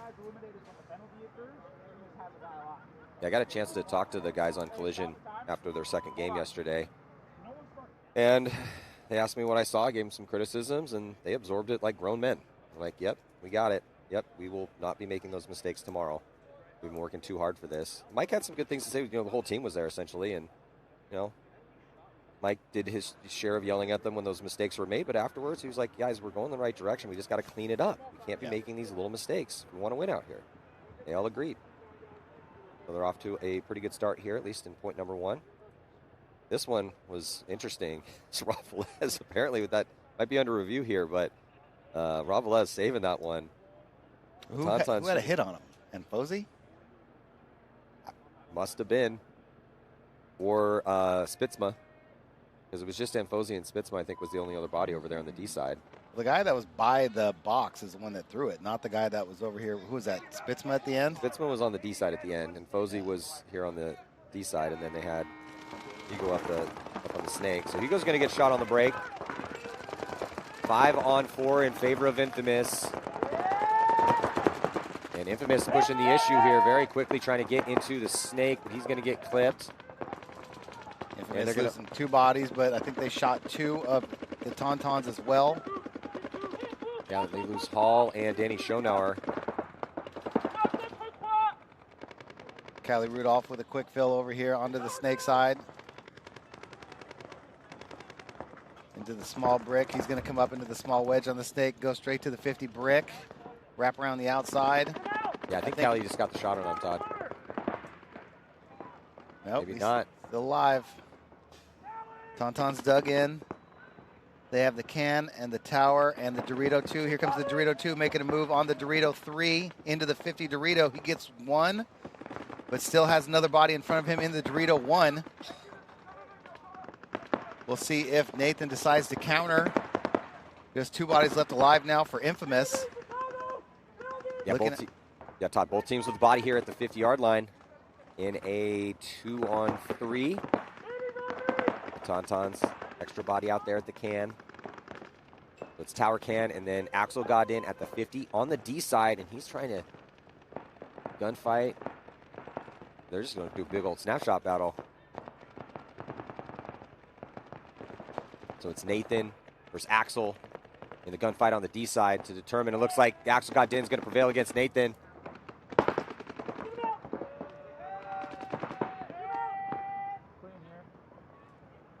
Callie Rudolph gets 2 of them, but Axel's going to make it. Yeah, Axel getting in there, and then he did get shot, but not until after he'd hit that buzzer. Referee agrees. So we are going to have a score now. It's going to be 1-0. Tauntauns.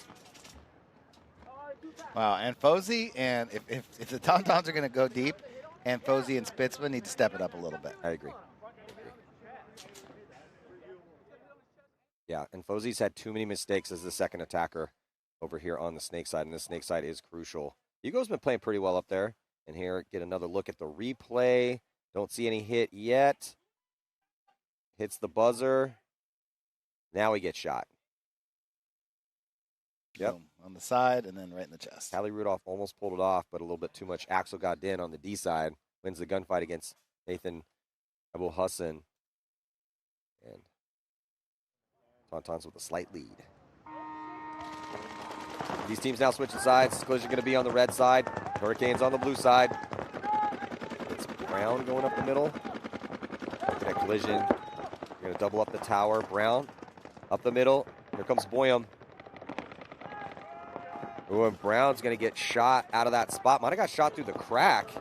Let's see how he got shot right there. Well, we'll see if Boyum knows he walked off. Boyum posted up on the zone. Yeah, Boyum posted up on the zone of death, trying to catch Seawright getting across. Seawright wants to make the move. Got Camp behind him. Seawright's, he sees the puff of air, though. He's not going across. He's waiting and biding his time. And this is the play right here. Get Camp out to the brick one way or another and put pressure on the center so that Seawright can get across. But just trying to force your way through that zone, the more points we play, the lower the percentage gets. Yeah, absolutely. Seawright's being patient, though. Danny Park already at the 50-yard line here for Collision, so they got a good cross with Boyum at the wall, Park at the brick.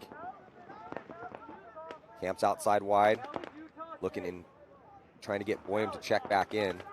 Boyum is staying very dedicated on this zone. Boyum's doing a really good job. He's not just ripping the lane completely, he's staggering his shots. Basically trying to set a trap with his streams to hope that somebody runs through.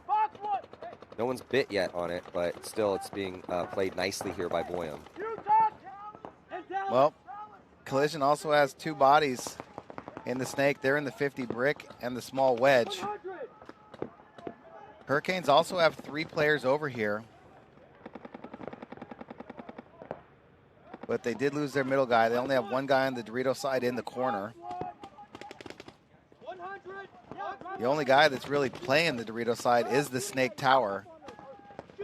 And you think that maybe Collision would want to think about pushing that Dorito side a little bit more. I think Collision's just trying to be smart right now. I agree with you. It could get Isaiah. It's got to be Isaiah. Yeah, get Isaiah. He just got out of there. He listened to you. Logan Dyer here at the tower trying to put paint there on Isaiah. And Avery, or no, is that Trujillo not feeling any pressure? He's going to pop the top. Got to be careful, though. Camp's looking out that way. And we're going to have a minor penalty on the Hurricanes. It's going to pull out Dyer. Might have been on Fedorov. Yeah, I think so. And Hurricanes just going to go ahead and concede that point. Yeah, so Collision got into, they have a lead, right? And then they did a really good job of taking that ground. Hats off to Boyum and Park. But they played that one a little bit slower, just not trying to replicate the mistakes that were made yesterday by getting rough reads in those most important little tiny moments when you're trying to get through those gaps.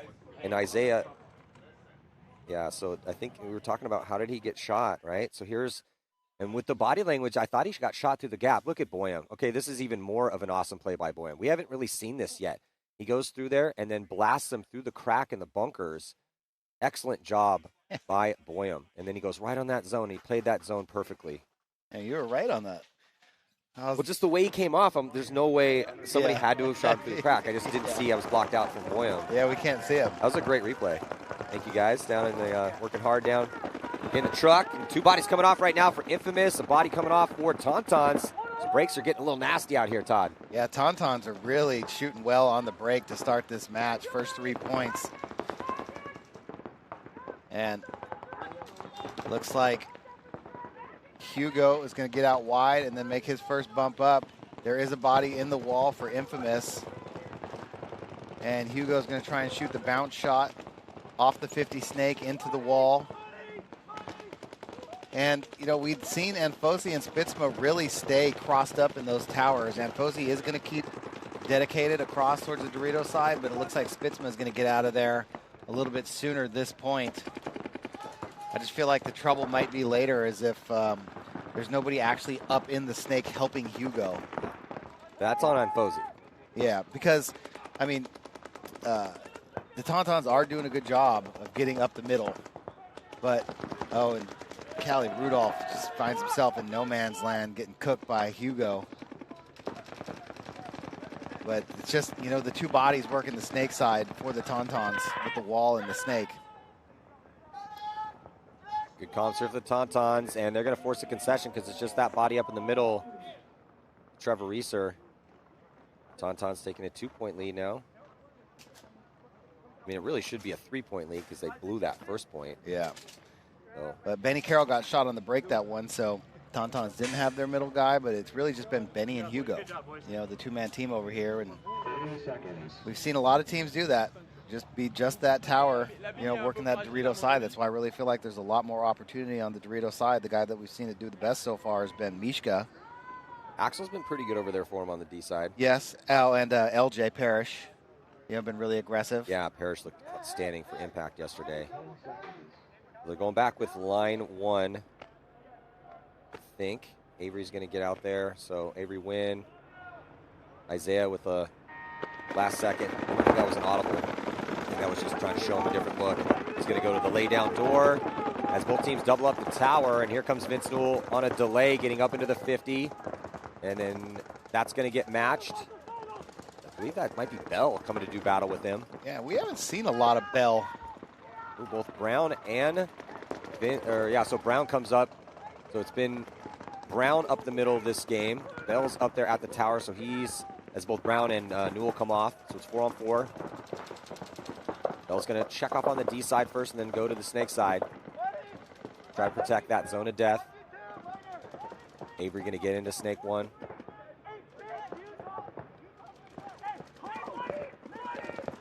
Yeah, so playing smart in here, not just committing to it. Avery wants to get a glimpse, make sure he knows where these bodies are before he starts his attack, because they have a 2-point lead to protect.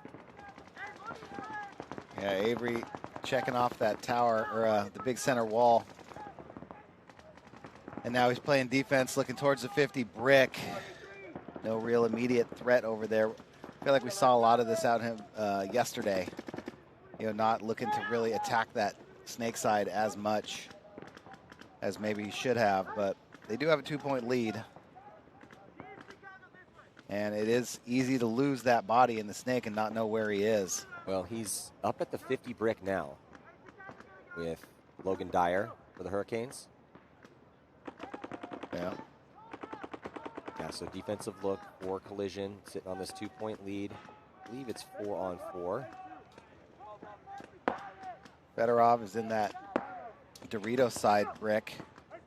Where's playing the inside? Well, we're looking at the eye in the sky. You see the 4 in the pocket, essentially, for Collision. Where's the 4th body for the Hurricanes, though? They have the middle brick, sorry, the 50 brick snake, the wall, and the door. They might have got another death out there, so it might be 3-on-4. Yep. Now somebody's pressing around the sides of one of those Doritos. Yeah, I think it's 43 for Collision. And not sure if Collision knows that. They might. But they're going to get Fedorov. Might be another concession here.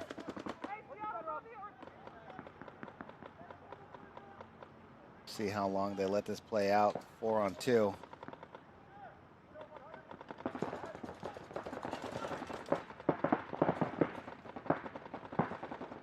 Brick in the wall. Yeah, there's still 8:30 on this one, so the Hurricanes have a little bit of time to be patient. Try to see if they can catch Collision, make a mistake. They did let Isaiah out into D1, so that's good for Collision to get him out there a little bit. See if he decides to go up into D2 if he wants to hang out at D1 for a bit. That should be a pretty easy move.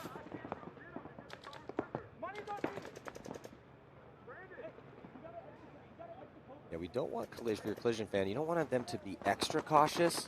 Yeah, they made mistakes yesterday by being a little bit too overzealous. But you don't want to gear down too much. I need to have that perfect mix of getting good reads on when you need to make moves and when not. That's the difficult part of this game, though. So make this really hard to play at that elite level. Well, Isaiah's wrapping the outside. Trying to make sure he doesn't run into a landmine. But having a good conversation out there on the field. Drew Bell staying committed. Yeah, so Trio's going to get out to the baby Dorito.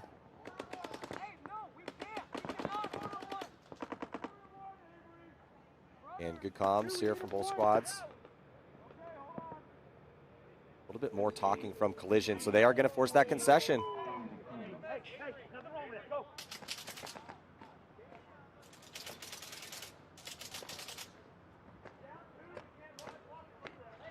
Immediately after that, hits for Collision, Danny Park and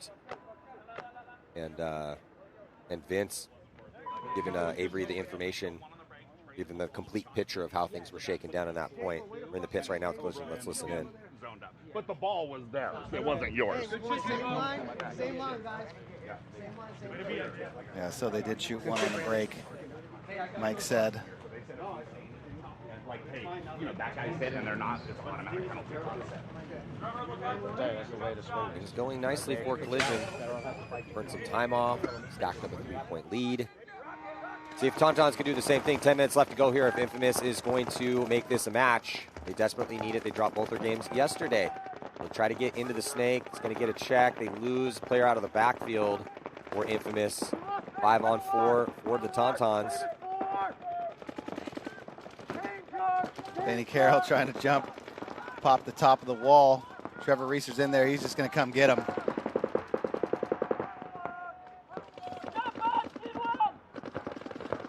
Body coming off, both bodies coming off from that middle. And Danny Schonauer are going to be past the 50 here for Infamous. This is an opportunity for him. There's no one in front of him. Going to get the crossfield kill. Danny Schonauer getting a little 2-pack. And Fozy at the tower. Sam Silberg thinking about it, trying to get to that 50. Here comes Danny. He's going to commit. Danny Schonauer blasting through the snake side here to put Infamous on the board. Yeah, good shot on the move there by Danny Schonauer. But Infamous definitely needed that one. They put their first point on the board.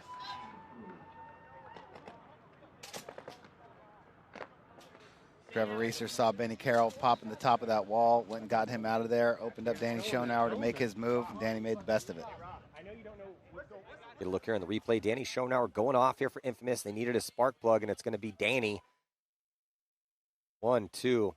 See if he gets that third confirmed. Just walking Enfosi down, and he shoots him as he runs across the gap. Perfectly executed from Danny Schonauer.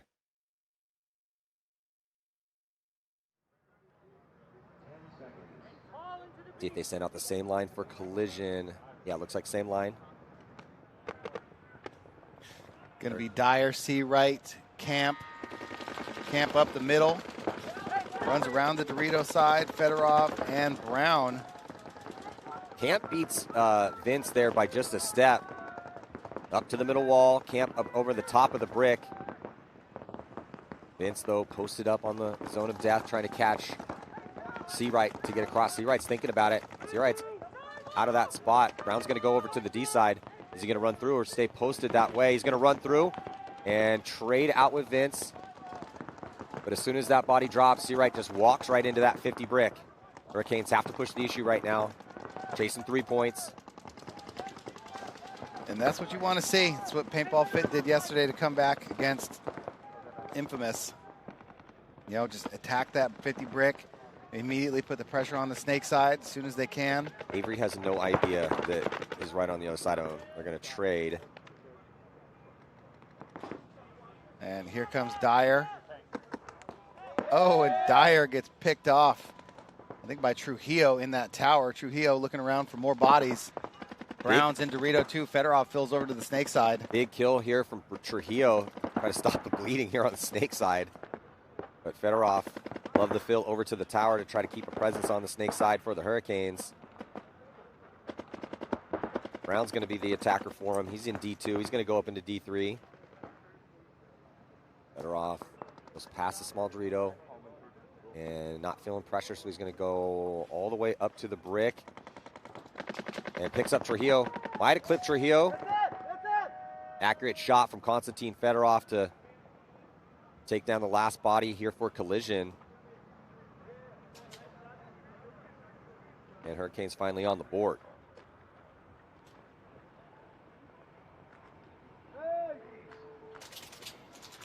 Fedorov getting a check from the ref.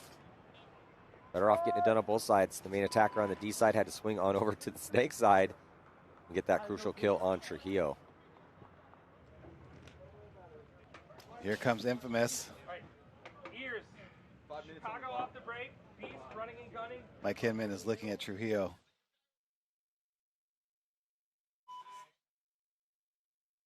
Yeah, and this was that trade with Avery Wynn and C-Right after C-Right was cutting up, getting kills cross field. Yeah, Collision's just not being very aggressive on the snake side at all. You know, they're up.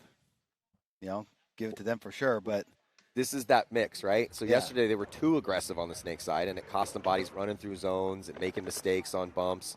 Now they're kind of gearing down a little bit too much. Yeah. Being a little bit too conservative. But you got to know, after watching the Hurricanes play, if they make that trade in the middle, they will be attacking that snake side quick.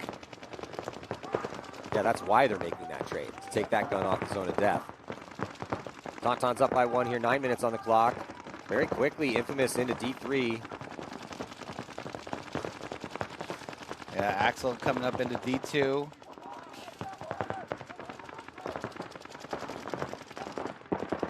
Hugo in Snake 2. Benny Carroll's going to get out of the middle and come up with him. Infamous not up in the middle right away. Trevor in that center Aztec. And they saw that Infamous made the call that Benny Carroll went to the snake, and Hugo's going to lose a gunfight. Benny Carroll. Yeah, but Todd, Benny Carroll right there to take over that position and try to get eyes on Danny Schonauer, who's in the snake. Record shot for Infamous again.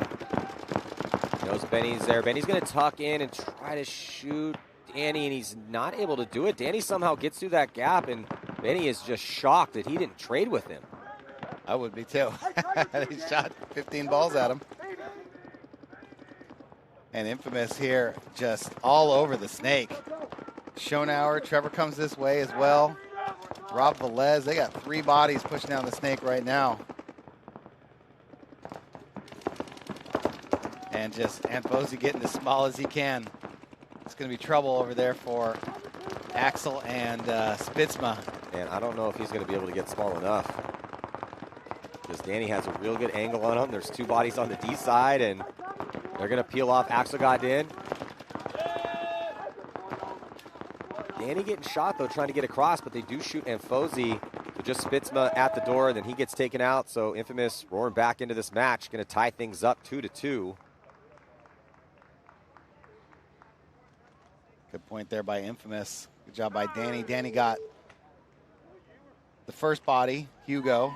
Then he got Benny, but he didn't get the third one. Didn't get the third one. But that's 2 points in a row. But Danny's like, hey, I'm going to lead the charge. You guys, I'm going to take all the pressure. I'm going to shoot some bodies. Follow me up. Yeah. And that opportunity, I feel like, was created by Infamous getting far on that Dorito side right away. Yeah, and how did Benny Carroll not put a ball on Danny as he ran through the zone? No, extremely curious, Benny was. Looks like Trujillo's going to get sat for this next point, as Frank Antetomaso's going to get a chance. And Boyum's going to come in for Vince. Well. Or he's going to play up the middle. Boyum's been getting a lion's share of the spins out here. Ooh, nice shot on Denny Park on the break here for the Hurricanes. It's going to help his comeback chances with 5 minutes to go. Camp tries to shoot Boyum through, try to give him a little taste of his own medicine here.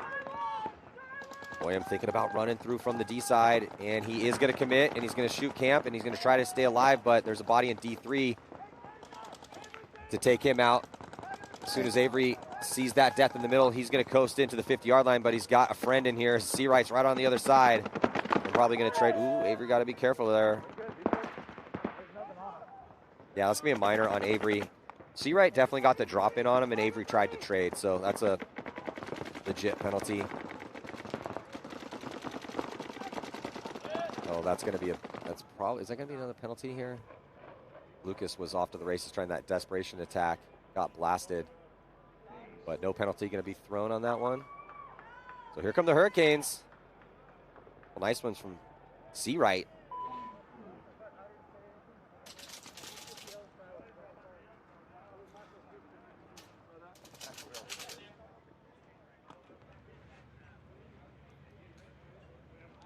Well, Avery got up there. It hurt losing Danny Park on the break. But the Hurricanes has just been quicker to the punch, right? When the middle action goes down, Seawright goes straight to the brick. But if you're collision, you got to know that that's happening, right? You got to expect them to be there. Well, Avery went up this time, so we talk about how you need that nice mix of both, of knowing when to go, when to play slightly defensive, when to play hyper offensive. So Avery does cut through, and he did it at the right timing, but Seawright was just more willing to engage quicker. He gets the drop on Avery. Avery tries to pull his gun up, doesn't shoot him. Thank God for collision, or that would have been a major. They get the minor. So Avery made the correct move. Seawright was just more proactive once they were in that brick. Yeah. Seawright still got there first. He did. And Avery didn't hear him on the other side. Yeah, Seawright's having a nice couple little set of points here. Yeah. Yesterday, too, to end the day. Yeah. Who did they play the last game yesterday? Hurricanes played Distortion. Distortion. That's right. And they won that game. They won the game against Distortion, and they dropped to Sea Dogs in the first match. Yeah, so Seawright stepped up big in that second game. Yeah. And look at Distortion now. Looking like they're playing really well. Yeah. Got to beat up on the Sea Dogs at the end of that match in the last set. So Jamro's going to get a spin here in this tie game. Like he's going to be going that D side with Sam Silberg, as Trevor Reeser, Bowen, and Rob Velez out.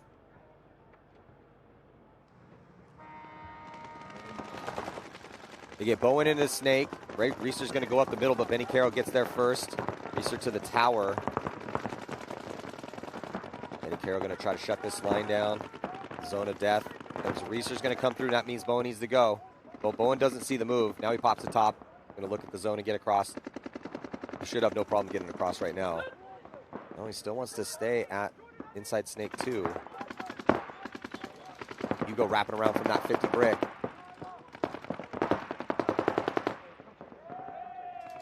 It looks like Spitzma's going to get shot. Running referee coming to check Hugo.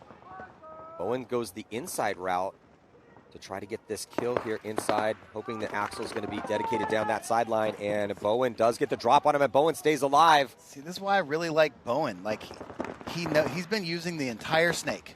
You know, when he sees what's going on, he knows what the next move is. He's the one that's been using that inside snake better than anybody I've seen so far. Being very creative on his attack decisions. Now he's at the inside cut of that clover bunker and forces the retreat for the Tauntauns to get back into D1. And now Bowen's got a clear shot on the Dorito side. Did Silberg just take the walk? Silberg did. Yeah, it's a rough death here for Silberg. Bowen cuts through and gets Anfosi as well. Owen is going off right now here for Infamous. Got some help. Ravelez right behind him. Trying to put that pinch on Axel. Going to Jamrose. Taking ground on the D side. Try to get a little bit closer here to Axel. Axel's just focusing his gun though on Bowen. Jonah at the 50-yard line. That's a good call from Ravelez. He's saying, hey, Bowen, don't fight him. It's 3-on-1. Don't fight him. They're going to concede the point after they get the shot on Axel Godin. Les coming off shaking his head for some reason, though. Point goes to Infamous, taking a little lead here.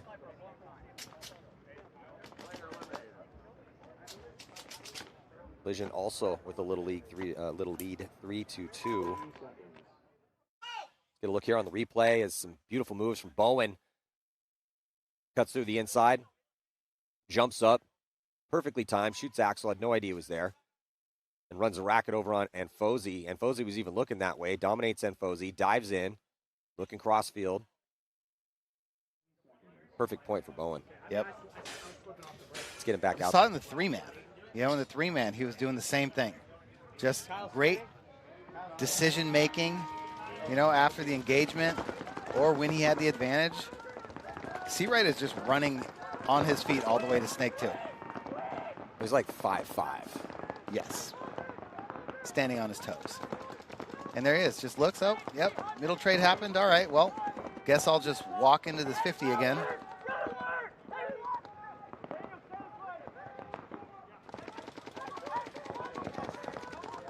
Yeah, so Vince coming off early. There's another body as well, too. Only see 3 out there for Collision. Yeah, they got Avery in the Dorito side small, or Snake side small brick.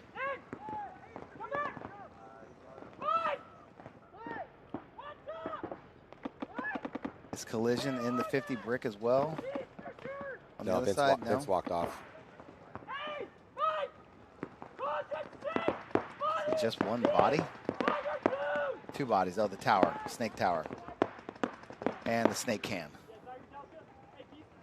So Hurricanes with position at both the wall, the middle, and brick on the Snake side 50. Collision down to 3 bodies. Boyum in the can, looking D side. Trujillo out here trying to keep these guys honest in their spots. Hurricanes chasing the point, going to have to try to break this cross at some moment here. But they got a little bit of time to work with. Still 2:39 on the clock, so it's not a desperation run moment yet.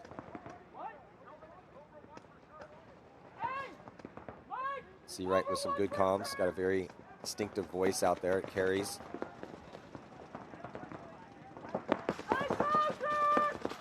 Seawright trying to quarterback this whole situation here. Yeah, from the Snake brick. Yeah. Yeah, we haven't seen a lot of Drew Bell. Normally one of the guys in this situation that helps close and put it together.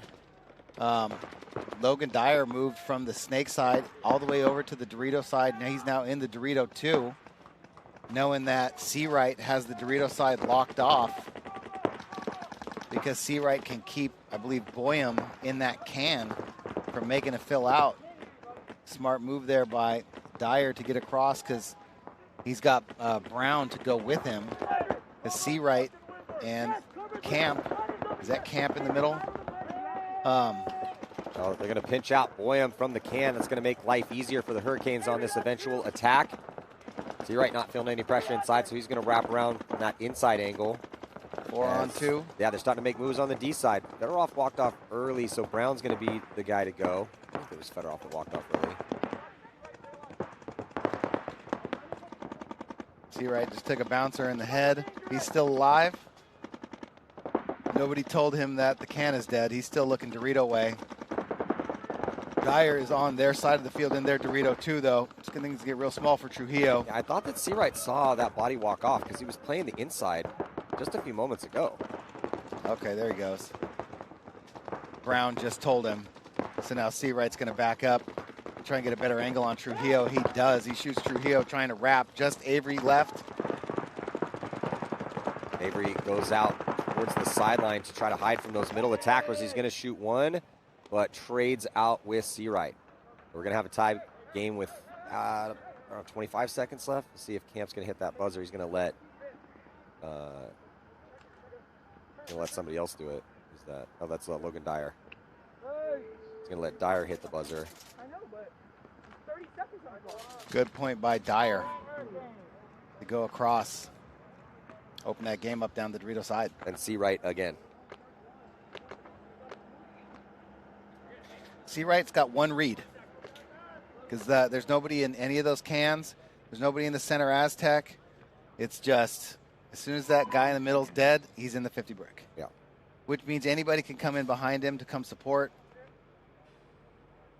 And, you know, the Hurricanes can just refill the center wall right away, because Collision doesn't have a second body ready to go up there. Yeah, this is a great set here. Both these games are close. Infamous 1-point lead on the Tauntauns with a little under 5. So what we saw from Fit yesterday was they would have that secondary body, right, to help block off that wall. Interesting to see how they play today. Here comes Hugo, going to get shot on the break. No bodies walk off for Infamous. Infamous now up 3-2 on the Tauntauns. But I think Axel gets a shot on the Dorito side. The Tauntauns going to lose 2 more bodies, both Anfosi and Benny Carroll coming off. Trevor Reeser's now just going to wrap. Yeah, he's probably going to lose Spitzman too. Spitzman's going to run through, but Reeser's on the other side. Spitzman's probably thinking, where did Reeser go? Reeser is catching some pressure. He can't quite make this move yet. He's going to gunfight his way and try to trade out with Spitzma. Or he's going to try to get him and stay alive. Spitzma knows where he is now. He can see the burst of the stream of paint coming out from that side. And Reeser is going to get shot out of that spot. Spitzma's still alive in there. He's got his gun towards Bowen. Bowen Velez right behind him. Bowen now sees Spitzma. Spitzma not able to connect. Bowen goes low. Lucky that Spitzma came off that gap as Bowen tried to get across. Oh, and a minor penalty going to be thrown on Spitzma. It might have been thrown on Axel. But regardless, they both walk off dead. They absorb the penalty, and Infamous is going to go up by 2 now with 3:40.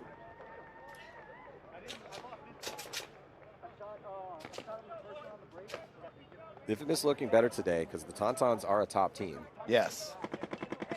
Yes. And it looked like Infamous did do a good job scouting, because they are executing here now. Other than those first few points where Tauntauns were really shooting them on the break, they've been able to keep those bodies alive and be in better position for the secondary. We were just talking about Fit, right? How well they played the snake side. That's the Tauntauns next game. Yep. And the combo of Jacob Johnson, Stewart, and Mason Salinas, they did really good on that comeback here, snake side. Yeah, Mason Salinas was quick on the secondaries, up into the snake to go help Stewart. Cyrus, most of the times it was Cyrus was doing a good job of moving up that Dorito side to that secondary can. Look at this though, 15 seconds here. His Collision's going to try to steal it. They send Danny Park. He's already at the brick. They lose 2. Here comes Anton Tommaso, and he gets center punch trying to get some help for Danny Park. Danny Park connects on the jump shot. But we're down to just 3 seconds left, and the Hurricanes, Fedorov's got the speed still, but just needed another couple seconds. He almost got there, entertaining last little 20-second point, but we will go to overtime, locked up at 3.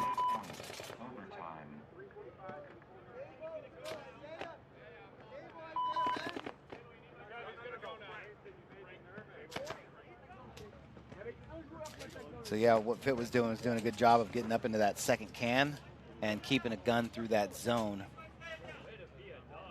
We'll see if they can keep that going. They're going to play Heat next. That's actually the next set. And Heat looked good this morning in that match against Leverage.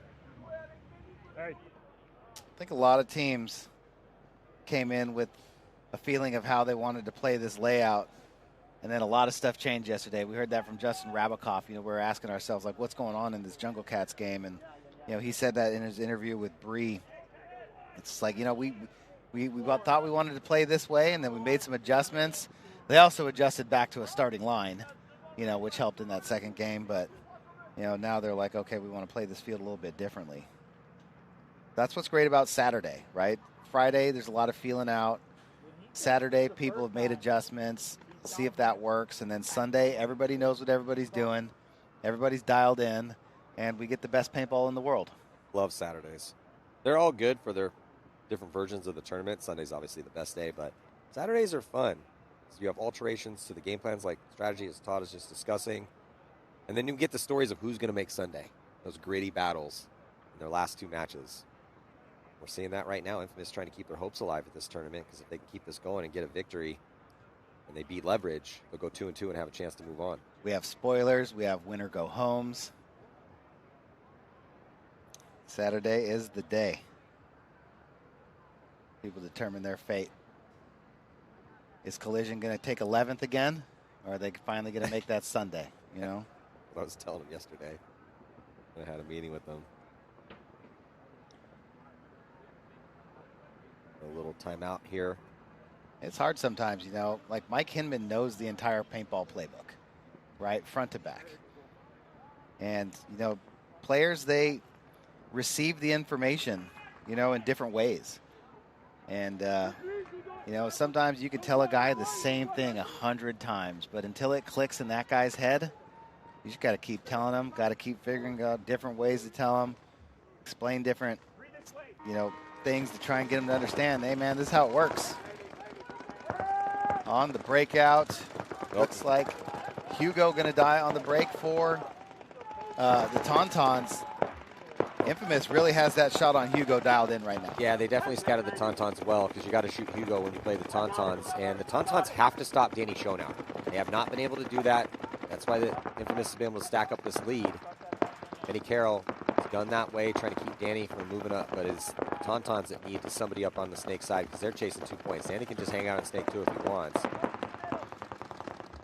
3:05 on the clock. Yeah, 5-on-4 situation in favor of Infamous. They got a good spread.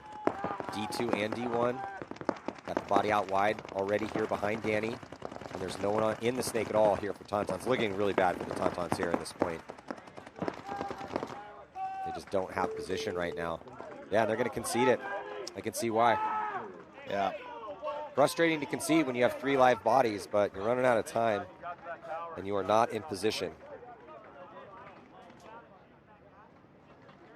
And the Tauntauns went undefeated yesterday, so they could absorb this loss as long as they go beat Fit. Well, it's always a big ask, but we've seen some amazing battles between Fit and the Tauntauns past couple seasons.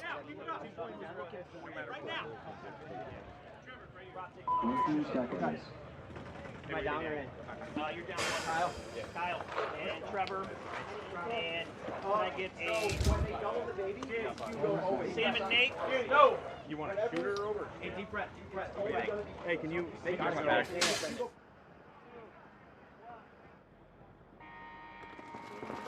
Overtime point, 3-on-3 here for Collision and the Hurricanes. Oh, Collision, though, dropping a body early, and they're going to also lose Trujillo, so this looks like it's going to be a slightly anticlimactic finals as everybody dies within the first couple seconds, and the Hurricanes are going to take an easy win here in overtime. The game wasn't easy, but those looked to be 3 easy kills here on those 3 bodies for Collision. Tough for Collision to fight that hard. and take a loss. Yeah, they went up 3-0, right? Yeah, they had their early lead. Hurricanes came back. Now they're going to go 0-3. They play the Sea Dogs next. Fedorov, Camp, and they went with Dyer in that 3-man. Dyer, who didn't even play the 3-man. Dyer, first event with the team, Dyer. A lot of trust in that kid, huh? Absolutely. Dyer's been around for a long time. Yeah, he has. I remember going to a US XBL years ago to commentate with our good friend Steve Rabikoff and Greg Pauly, rest his soul. You know, and watch Dyer play with his dad and his brother, maybe. Yeah. Like 2 other kids that were brothers. Hell yeah. Good shit up there, Dan. I remember seeing those guys. They were a fun watch at that event. Can't remember the name of the team off the top of my head, but he's been fighting to get to this stage, I'll tell you. Here come the Tauntauns. Oh. Very quickly into D3, and they try to get Hugo across. They do shoot Callie Rudolph, so it's a 5-on-4. Might be a 4-on-4 here, as it is. They're going to lose Hugo Verhage. Infamous body up in the middle here to contend with Benny Carroll. Trevor Reeser is up in that middle. He's going to come around and trade with Benny Carroll. Infamous going to lose another body off the Dorito side. I don't think they have anybody left. And Fosey's going to need to get on his horse either way and start moving towards that buzzer. 2:05 on the clock. They're going to get this one back quickly, but you can't let 30 seconds tick off the clock. No, not at all. He sees Axel in the backfield, so then he's going to run in, but Axel's going to beat him to the buzzer. A couple seconds squandered here for the Tauntauns, still chasing 2 points, under 2 minutes to play. And I may not be hearing it, but it just doesn't sound like the Tauntauns are talking really well. You know what I mean? Sometimes the play definitely isn't as good as it can be if you're not talking, right? The first thing that when you see teams out there, you know, that look like they don't know what's going on, you know, hey man, we need to talk better, right? Talking is the #1 most important thing that we can do out here. Absolutely.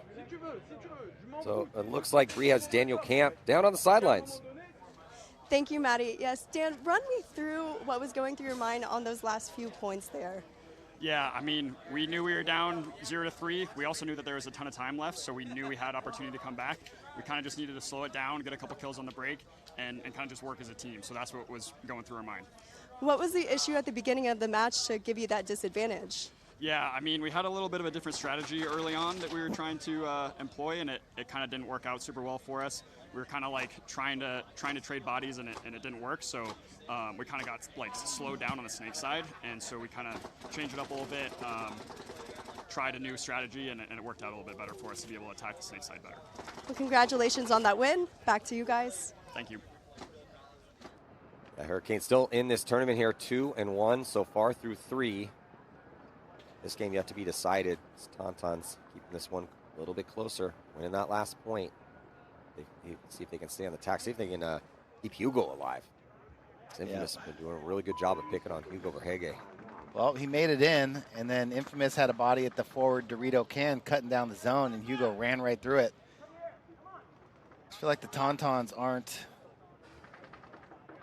I don't know, maybe they're getting shot running out to that Dorito corner or snake corner, so they haven't done it, but I haven't seen them run there very much. Seems like they're running in towards the snake a lot, but I could be wrong on that. Infamous going to send out Hall, Reeser. Trevor Reeser just shooting really well on the break. Trevor's playing really well. Velez is playing well, and then Danny's been going off, and it looks like Silberg going to be on the D side, so no Bowen here on this one because Danny's been going off. But, man, the combo of Bowen and Danny, it's the reason they have 5 points on the board right now. Yeah. Danny didn't have a great day yesterday, making up for it this morning for sure. I think it's because he changed the head wrap up. Did he? Did he get somebody got him a new one? I don't think that one's new, but it also looks worn. Well, he did play on level for a while, you know what I mean? So I'm sure some of those things got opened up in that little bit of his career. This one looks like his dog stayed away from this one.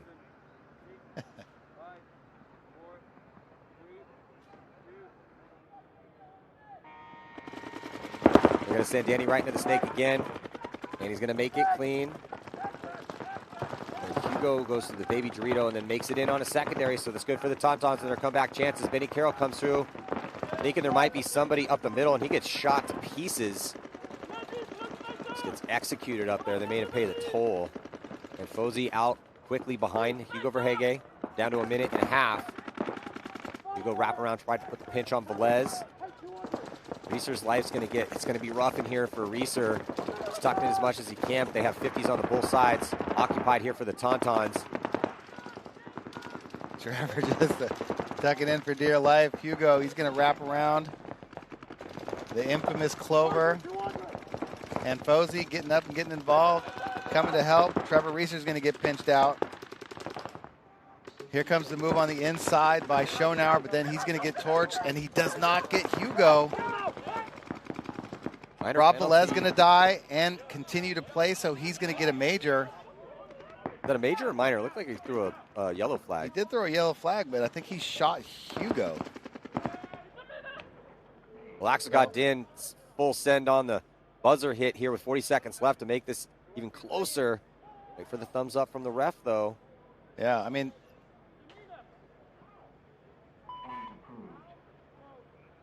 well, maybe he didn't. Maybe it was on Danny. It was on Danny. I think it might have been on Danny. Okay. I'll tell you what, though. Infamous needs to stay mentally focused right now, Todd. They blew a lead yesterday. They're on the precipice of blowing a lead again here. There's 40 seconds left. As we're watching these replays, maybe we can see something with the penalty. Here comes Axel. Sends it up the highway, the inside part of that D side. Shoots Silberg. Hall had already come off. Spins around because maybe he missed him. He's a little confused here. Doesn't see a stream at the buzzer. Knows he's squandering seconds. He sees Anfosi over there pointing that way. Well, I mean, Hugo traded with Rob Velez. Maybe Bree knows who that penalty was on, but maybe it was Danny. But Danny was already, seemed like he was walking off, and then Hugo took off running to go trade with Rob.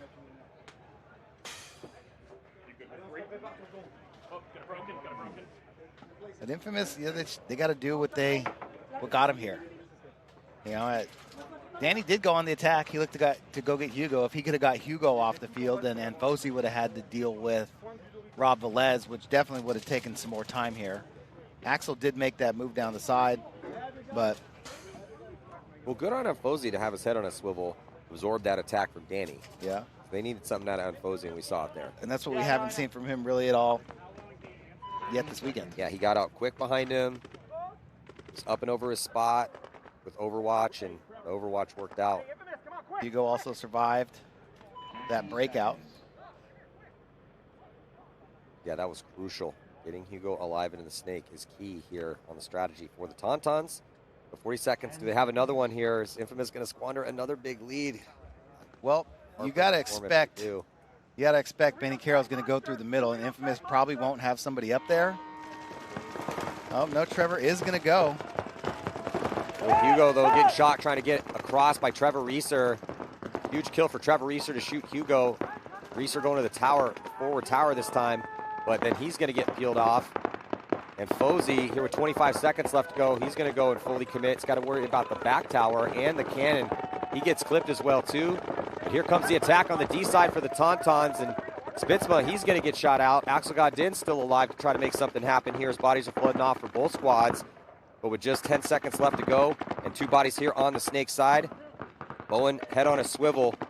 Detroit Infamous is going to be able to get this win. Somehow Axel's still alive at the end of regulation time. Yeah, great cardinal sin of paintball. Yeah, great call there, though, by Infamous to have Trevor go to the first tower shooting Snake Way instead of to the wall or staying back where he got stuck that point before in that center Aztec. So Trevor going up to that tower behind the wall and getting Hugo on his bump across into the snake. That was huge right there on that play call to be able to absorb that first attack coming down the snake side and get Hugo off. Yeah, sending Trevor to that forward tower and getting that kill on Hugo was massive. And then getting the kill on Anfosi also was pretty crucial as well, too. I think it came from the can. Oh, let's check in with Bree. Looks like she has Travis Lemansky. Thank you, Maddie. Yes, here with Travis. Run me through the changes that were made from yesterday compared to today. Well, obviously, everyone after the first day goes and scouts the other team pretty hard, so we're trying to change it up. You don't know if they're going to change it up, so you have to kind of game plan for them, but also game plan for yourself, changing it a little bit. And what were the main changes that needed to happen? Well, we knew that this team ran both sides pretty hard, so we were like, all right, let's pick on that. They're going to give us stuff to shoot at. Let's shoot them. All right, congratulations. Thanks. Back to you guys. Yeah, and shoot them they did. You know, the tide really turned in this match when Infamous buckled down and really caught fire shooting bodies on the break. That's going to do it here for this set. Let's stick with us. It's going to be PB Fit taking the field for the first time here on Saturday. They're going to be taking on Houston Heat, who won their first game against Leverage here this morning, and also Damage undefeated yesterday, going to be playing their first game against Distortion, who just beat the Sea Dogs. We'll be right back here. More action coming at you from the 2026 NXL Midwest Open. I'm Matty Marshall with Todd Martinez. See you in just a couple minutes.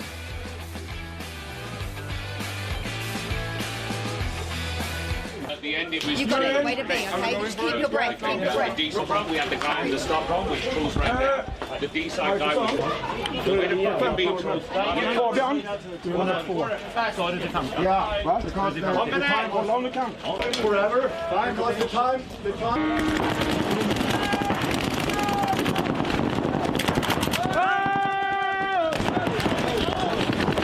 Time finished. Game stop. You see it? Just like in the three-man. It's 5 on 5. It's 3 on 3. 3 on 3. 3 on 3. Clean him up. You are. You're fucking see your number. Wake up. Who's playing? Bro, you killed. All right. This is safe as fuck. Can I play this and scope this? 100%. Let's go, guys. That's the change. Hey, 7. I want you to go here, and I want you to pop the fucking inside nipple and shoot this motherfucker. He's either here or here. Yeah. Right? Don't go anywhere. And then you got the chance. If you hear this guy dead, and they're not in the snake, you go here. Do you understand? Okay. And then you play snake high, and then go that route.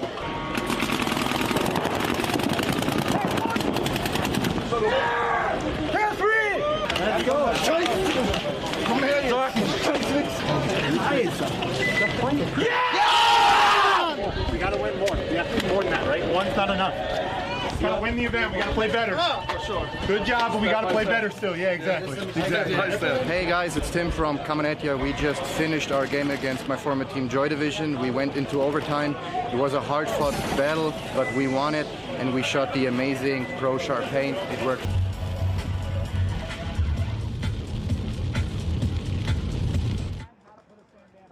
Welcome back here. Jumping into this set with PB Fit and Houston Heat, Tampa Bay Damage and Distortion. I'm Matty Marshall alongside Todd Martinez. We are here in Cincinnati, Ohio for the NXL Midwest Open. Going 15 minutes on the clock and about to jump into this battle. You got in this one. Fit, Heat just warmed up in a win, Todd, against Leverage. Fit had an outstanding day yesterday with a big come from behind victory against Infamous. I'm really excited to watch this game because I think Fit figured some stuff out yesterday in that comeback, but I think Heat's also been playing really well. On the breakout, looks like Buffton going to get the start for Houston Heat. Played really well in that win this morning at the wall, and he's going to have his gun that way, and he's going to get the kill here on Stewart, who tried an unconventional route to get up in the snake, but also Houston Heat going to be dropping D's on from the D side. Yeah, I'm not mad at that play if Stewart gets the first kill on the break, but wasn't able to, and still tried to make that jump over with Buffton in there. In that wall. Cyrus is gonna make that move. This is what we saw from him yesterday. He comes up here to that forward can to watch that snake gap to help out Colt in the middle, but they're gonna lose Mason Salinas off that snake tower. So Heat now gonna be up a body with control of the snake and nobody on the snake wire for Fit. Saldana thinking about trying to get across that gap, but he's been trying to gunfight over the top of that bunker for the past 30 seconds or so. PB Fit going to filter up and get up into the middle. Lukau is also trying to shut that zone down, try to keep Saldana out. Here comes Cyrus Geringer to go do battle. He almost runs into Buffton. Buffton asking for complaining about a little overshooting. You're not going to get much out of that complaint up the middle right now. No, definitely not. And this is that opportunity where Saldana can jump across. Doesn't need to force it right now because Colt has to stay on him. Saldana knows where the bodies are. 3-on-2 in favor of Houston Heat. Point number 1. See if they can convert this high body moment. They get across into D1 with Mishka. You got an amazing first game. Lights out for Houston Heat. Saldana's going to go up to the middle and catch Colt Lukow running out. 1-on-3 now in favor of Heat. Yeah, I don't hate that move right there. Yeah, they're down bodies. Got to try to make something happen. Yeah. Well, also for Saldana to jump into the tower. Yeah, no, that's a good move too. And Mishka with the close. Gonna go down and bunker out. Oh no, Mishka didn't get him. Yeah, still Chavez still alive here. Trying to make this one interesting. Did it come down to a 1-on-1? Oh wow. Wow, that's crazy. Yeah, Chavez turning this into a 1-on-1. I didn't see Mikowski walk off. Neither did I. No, it is Jonathan Chavez, so it's not that shocking. He's really good. See, Saldana can earn his stripes right now because he's playing one of the best players in the league in this 1-on-1. I don't think, have we seen Saldana in a 1-on-1? He's typically not alive when it gets to that point of the match. Yeah, I don't think we have. He's working it over here. We've definitely seen Chavez in a few. Saldana being very proactive in this 1-on-1, playing lots of different spots. Chavez is going to go up to the 50-yard line. Oh, Chavez is picking up paintballs off the ground, so advantage to Saldana because he's got some bullets still. Yeah, he's packed up, man. 4 pods on his back. Whereas Chavez just has whatever grass-covered paintballs he's been able to put in his loader in the past 45 seconds. He's going to have to get crafty and accurate. Well, let's see if there's any here in D2. Oh, found a couple nice ones. Thank you, Mishka. I don't know if... I mean, it's not shooting very much, obviously. I wonder if Saldana's going to recognize that. Yeah, anytime you're in a 1-on-1 deep in a point and your opponent hasn't shot at you at all, maybe 1 or 2 times, you've got to know that he's low on paint. But even though Chavez is low on paint, he's found his way onto Houston Heat's side. He's just focused on moving, doesn't have the option of shooting much. So he's on their side of the field with maybe 5 or 6 paintballs in his loader right now. Yep. Some moist, sand-covered paintballs. This is big here. Who's going to take the initiative, take the lead? It's going to be Saldana. Chavez. Yeah, Chavez still has not shot his gun. Well, Saldana loses one of those, it gets about maybe a third of that second to last pod, so he's only got 1 more now. Chavez is just hiding.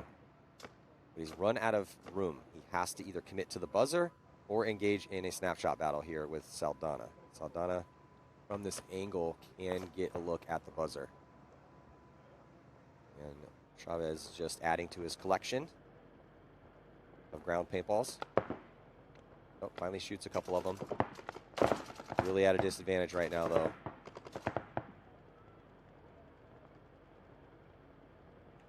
Chavez, he wants to jump across. Maybe he found the one right now. Well, this is the first point of the match. So this could be a big one. It's already taken almost 6 minutes. Oh, and finally, after shooting through his pack, it took him 4 pods to do it. But Saldana connecting on Chavez, who's out of paint the whole time. And Houston Heat putting up that first point. Yeah, that's a big one there for Saldana. Getting out Chavez in a 1-on-1. Yeah, if you're going to play Chavez, it's kind of nice that he's out of paint. Yeah, that definitely helps a little bit. Get a look here on the replay. So this was Mishka, who just didn't know where Chavez was. He thought he was a little further up on the D side, so Chavez going to get that kill. And then shooting the last of his paintballs there. Oh, there was the kill on Mikowski. So a little 2-pack there, but had to use his last good ones. And then just goes hunting on the ground. Just multiple angles of Chavez picking up paint off the ground and then gets his head striped. So good job by Saldana to be patient there on that. That was a great point from Saldana. Multiple kills for him. He got the kill on Colt Lukau as well. I'm good, thank you. It's all casual. He's like, yeah, it's just another day at the office for me. Shooting legends out here. First point for Tampa Bay Damage today. They're great yesterday. Some battles, but won both of them. Distortion is coming off a win, so it's going to be Chad Bougere and Matt Askren up the middle, both number 7s. And they're going to trade out. Off the trade, Distortion going to get into the snake, but Damage there first with Alex Goldman. Goldman on their side of the field, and they're going to share a bunker for a brief moment. As soon as Haber is just going to go right, and he had no idea. Haber got to be careful there, almost raised his gun up. You really got to check everything off. You don't know where that guy could be. He could be anywhere. You have to check every spot off, even if it's your clover. That's generally, of course, how it's supposed to be done, especially in this snake. Yeah. Especially in this snake. Especially in this snake. Yeah, this snake specifically. You just have no idea where your opponent's going to be. And if you're playing, especially if you're playing Goldman, as the next couple kills going to be for Tampa Bay Damage, and they're going to go up a quick one here. Yeah, I didn't see Alex Goldman's route. I wonder where he went off the break to get into that clover so fast. Or did he take it on the secondary after Askren walked off? But, I mean, that's how it is. As soon as that trade happened, Alex Goldman was in their clover.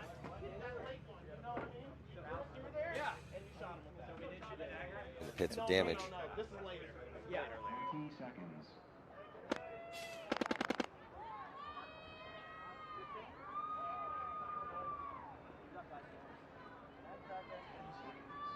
What route is Stewart going to run, or are they going to hold him up? Went unconventional in that first one, the inside and out into the snake. Didn't work out. I think he's going to go straight in this time.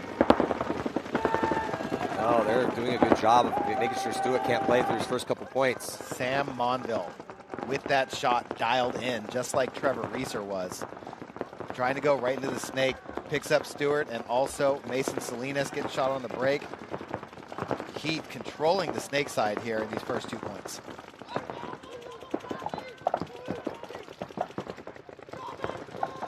Colt gonna have to slow down this snake attack. Is he gonna stay at that center Aztec or thinking about moving? Cody Mikowski on the wrap on the outside. He can just play with Colt. Try and keep him from moving to the outside. Buffton doesn't look like he knows that the snake bodies are dead because he's still searching for bodies over here on the snake side. He can play that big wedge and look towards the Dorito side to try and help out with Chavez, who makes the move into the 50. Buffton does look that way, but Chavez gets into the 50 Dorito and is trying to play Buffton. Oh, Chavez is going to get caught inside. So it's going to now be a 2-on-5, and that's going to force a concession. Yeah, good job there by Buffton to switch.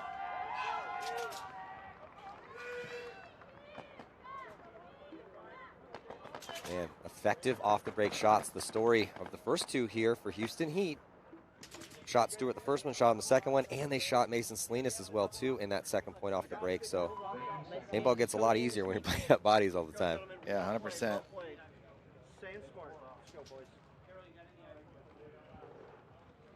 And we've seen this, you know, it's just about how long can you sustain it. You know, and if you don't shoot bodies on the break, can you still win those points? Is your game plan set up for 5-on-5 games? You know, like if we don't shoot that body on the snake, how are we still going to lock it off and limit that guy's ability to come down to our side? Well, Mouse going short. Damage going with a heavy Dorito play. 3 dudes secondarying out towards the Dorito side. They're going to lose Horn, but they are going to shoot one Distortion player. Askren is up in the middle watching snake side. We do have Brown and Goldman over here, but Brown is in the middle. I'm sure we'll see him dive across here fairly soon. Distortion. Yeah, Todd, a little bit better field position here for Distortion as they have the body in the snake and the body up the middle. Tampa Bay Damage in the backfield still. Yeah. Get into D1. Roberts was the body that walked off for Distortion. And they are going to lose Blue off that Dorito side. Goldman comes around the outside. He knows that Askren's probably in the middle there. who's trying to check him off before making the move. Askren's actually going to switch. See if he pops the top of that Dorito wedge to try and get a shot in on Goldman. Hope he switches to go look Dorito way. Goldman going to check off on Askren on the outside. Doesn't see him. Takes the next bunker. Yeah, gets to that crucial 50-yard line on the D side, but Distortion up the middle and looking that way.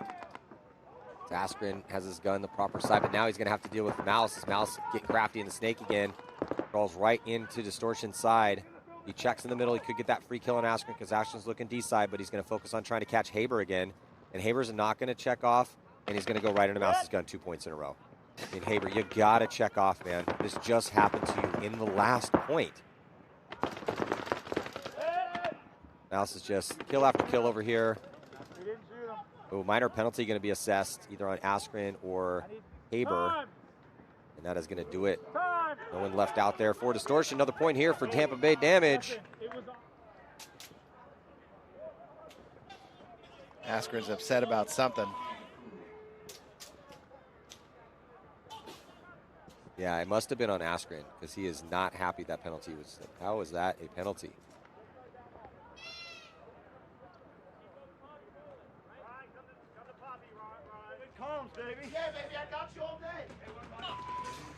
Well, this man's chalking up a lot of confirmed kills here in 2 points. Let's get a look at the replay. Here's Mouse. So he goes into the brick, eyes downfield, hits the deck, thinks, okay, the Askren's probably up at the middle, but let me catch Haber again. Because Haber's just going to come and gun down, not check off on these lanes. And Haber knew he made a mistake. He's like, really, Mouse? You're going to be right there again? Jeez. He would never do it 2 times in a row.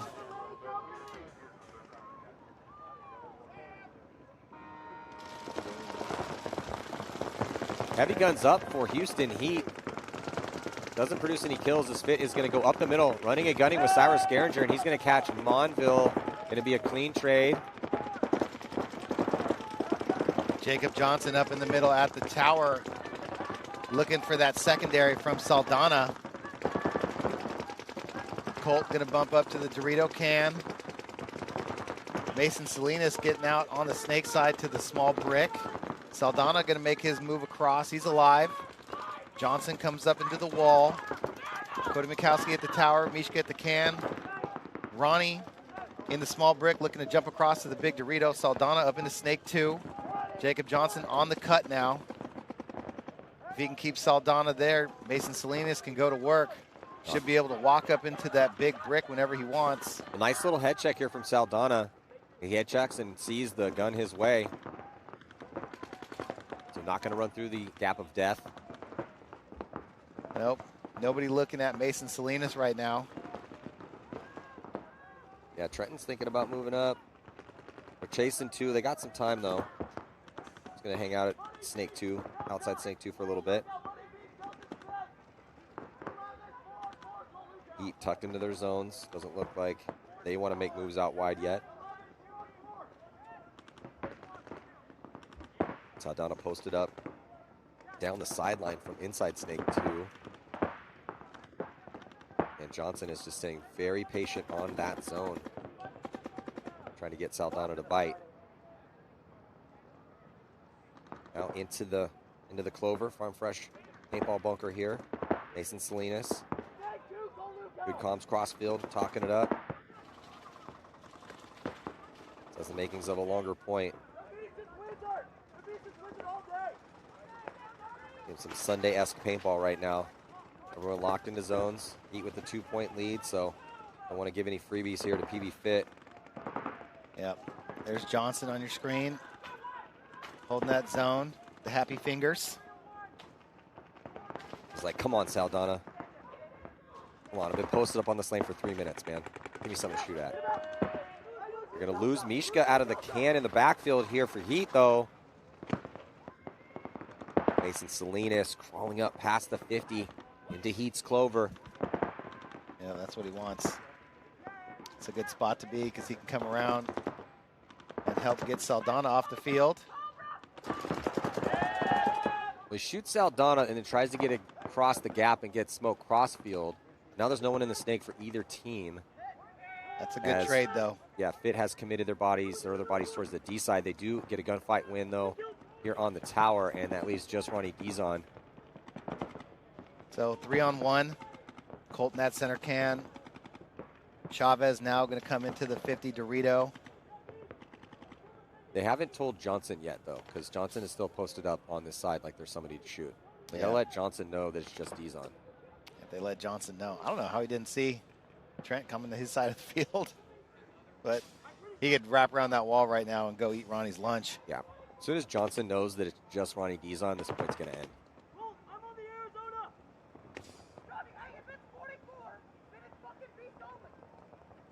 Oh, Colt figured it out.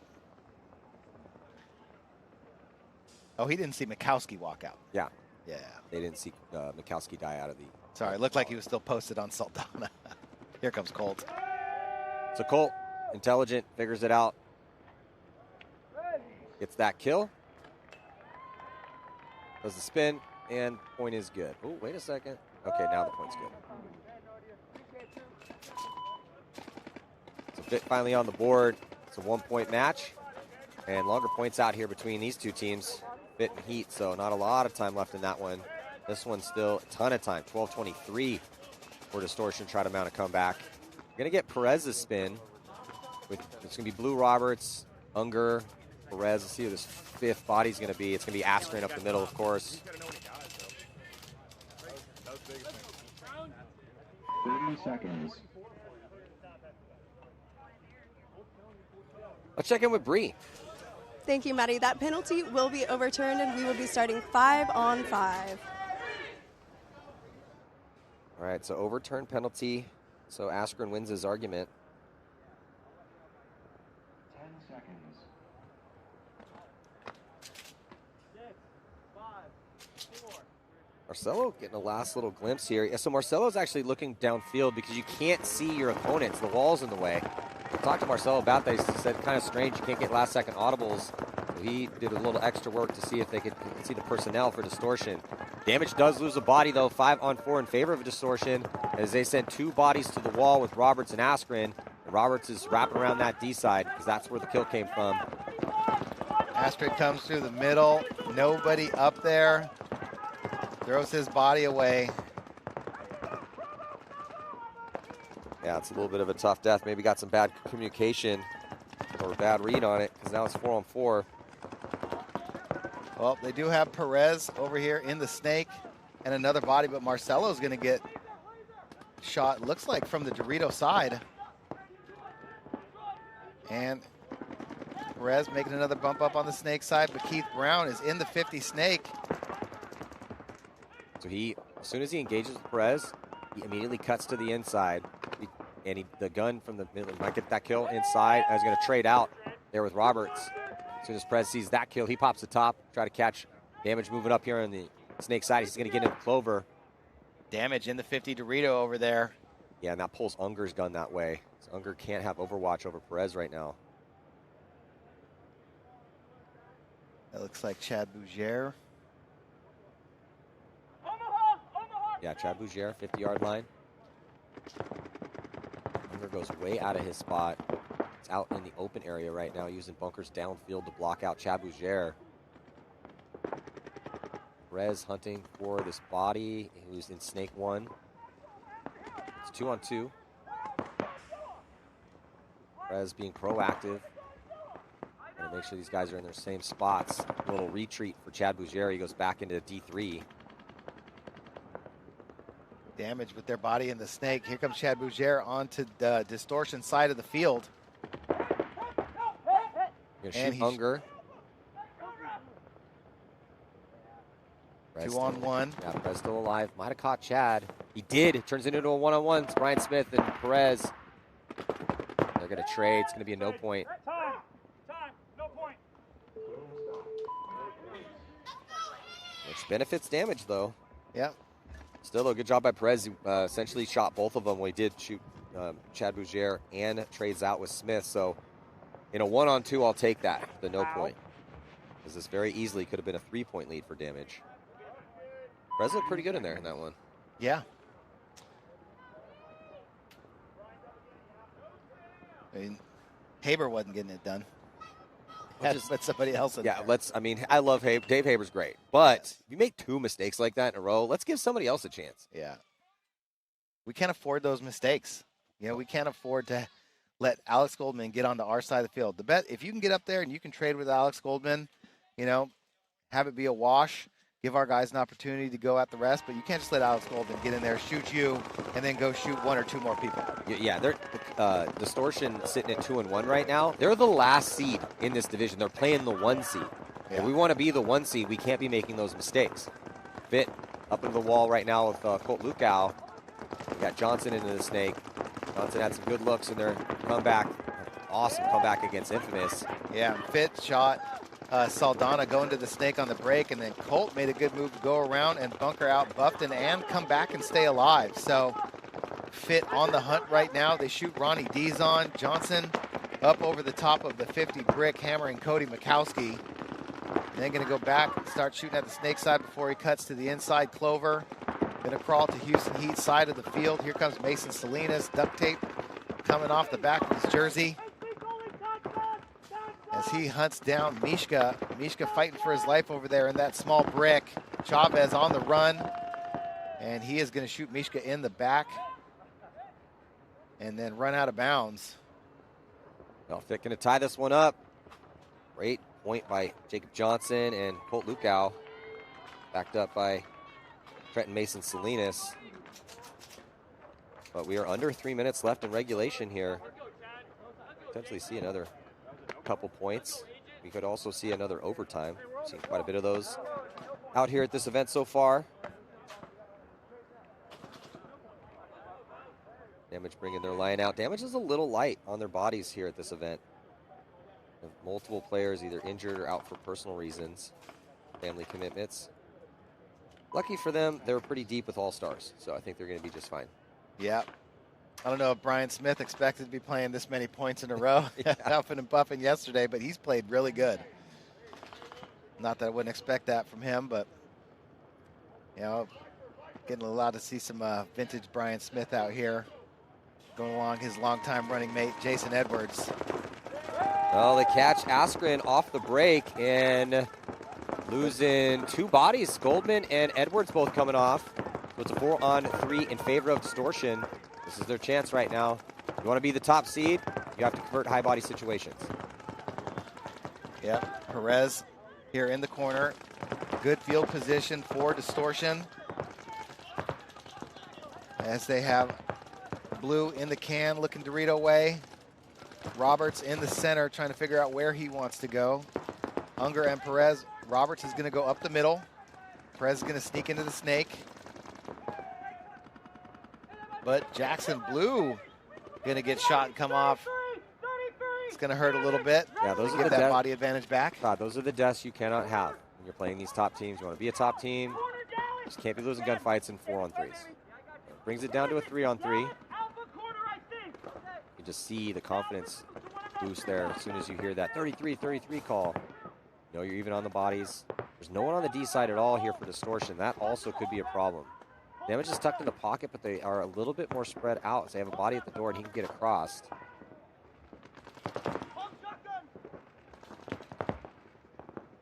Not going to be able to get across with the body looking towards the D side now, though. So I like that switch for Distortion. Put their gun from the wall towards the D side. It's going to be hard for Unger to keep him from getting up there from the tower. Unger's going to commit into the snake. They're just going to have to power down the snake side. They have all 3 guns that way. Got to be very careful here. Roberts sees Unger dip into the back corner bunker here, snake side, so he knows he has to put his gun that D side. And sure enough, they allow Brian Smith to get out into D1. This could be a problem here for Distortion, letting Brian Smith out on the D side. Yeah, Brian Smith saw that there was nobody looking that way, so he made that quick bump. But Perez, he's going to come onto Damage's side of the field. Should have that whole snake to really work with here, as Marcelo's still in the tower. But Chad Bougere still in that center Aztec. He can go back and forth. Good move here by Unger to come help Perez, as Perez crosses onto Damage's side of the field to their mini wedge. But looked like Chad Bougere with the jump shot on Perez. So it was a 4-on-3 for Distortion. Now it's a 3-on-2 for Tampa Bay damage. And still 7:30. Got to let this ride a little bit. If this was down on time, I'd probably concede this point. But since they have 7:22 to work with, let's see if this 2 can make something happen. Maybe they'll catch Smith trying to make a move up. This damage is so disciplined in these moments. It's just textbook paintball out of damage year after year, and they get up points and up bodies. If you want to learn how to play up points and up bodies, watch Tampa Bay damage play. And sure enough, they're going to concede. Just kind of, it's tough. It's a tough call. But if you're the coach and you're looking at your 2 and they're not doing anything, not being proactive, just watching zones, damage is not going to run through those zones. It's forcing me to concede as a coach. And they were stuck in the pocket. Yeah. They were stuck in the pocket. Distortion had a 4-on-3. Blue gets shot. You know, he needed to press it to the outside, but unable to get out there. I think he was shot out of the can. You know, he needed to make his move, find a way to get up and get over to that Dorito side. Hey, you guys know that you're up. Let's go. Good pop? Yeah. Come on. I'm down. Home at home, and then, actually, no. I'd like you to shoot at the corner. That time I went to the corner. I understand. Jason. Hey, Chad, great talking, big dog. Great talking. Hey, we killed the X-Box on the break. Hey, Brian needs paint.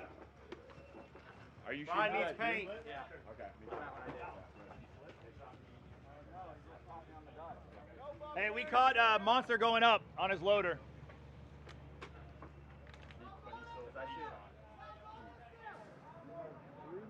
Be interesting to see how Sam plays this one, because he had been going to that zone shooting snake side, and how Fit plays this on the snake side.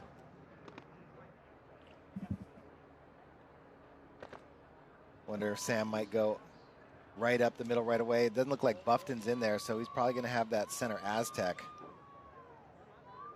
So most likely he'll be going straight up the pipe, shooting for that corner. His float zone is the best shot for the snake. If he goes right up the pipe, nope, looks like he's going to go to the float.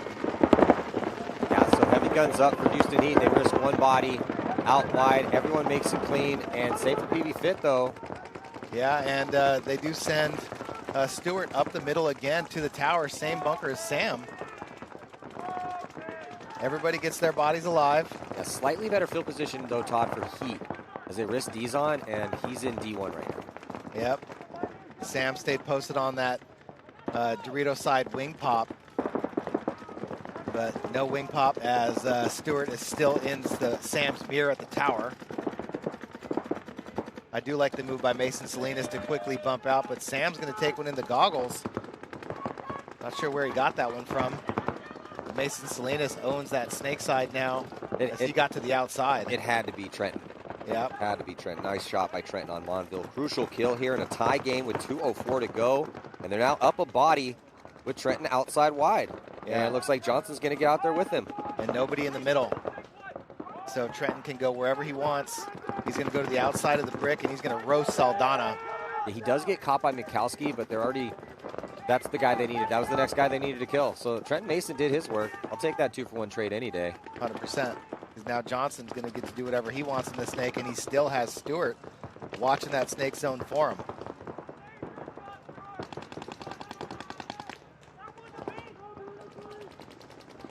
And, you know, what we've seen out of Heat, you know, in the games that, you know, they've won is, you know, a big presence from Mishka over there on that Dorito side. And it looks like he might be in that box trying to help Ronnie get down the field. Ronnie is in Dorito 3. Johnson, though, making the move at the right time to get up into the 50-brick snake side because they have a minute to work with in this high-body situation, but the ref's going to get in and pull out Scott Stewart. So that could give them some issues, and they're going to be losing the D side as well, too, as Seabaugh takes the walk.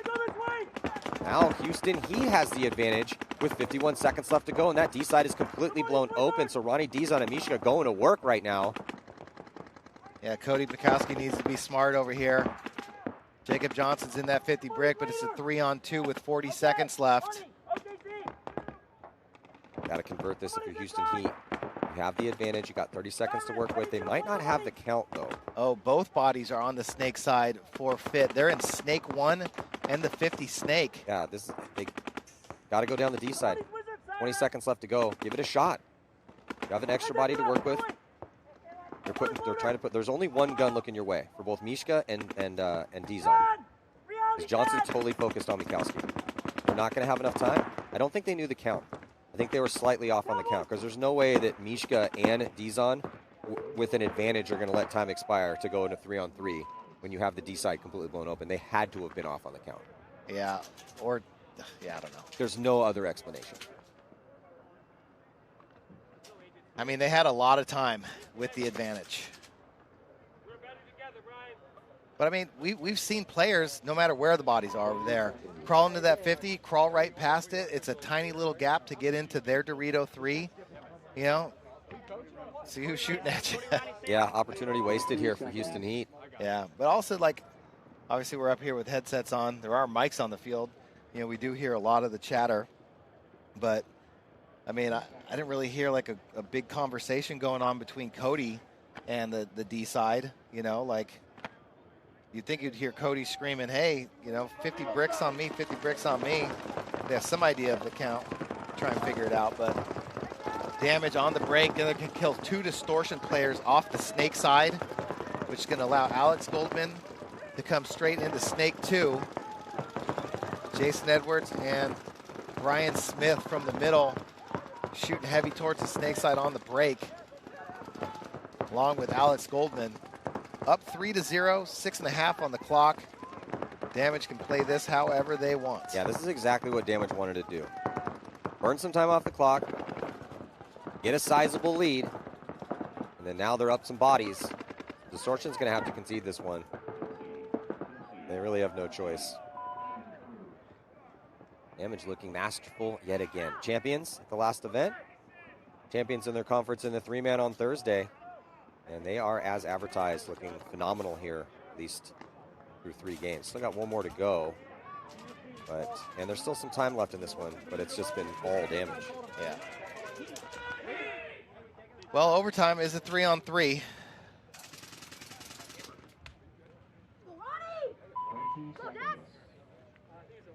So it's going to be Trenton, Chavi, and Colt.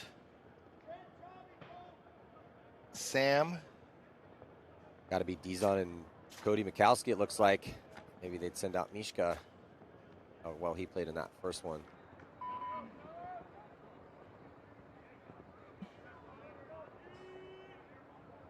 Got about a minute to go for this OT point. If it wins this, they'll be undefeated through 3. If Heat wins this, they'll go 3-1, assuring themselves a chance to play in their first Sunday in 2026. Much better looks for Houston Heat, though, at this event so far, as they are 16th overall with a 13th and a second to last in Dover. Who was Fitt's second game yesterday? Fitt played Infamous. That was the big comeback. Who's the first one? First one was against Leverage. Pretty solid win, 5-2, I believe. That's the one that wasn't very close.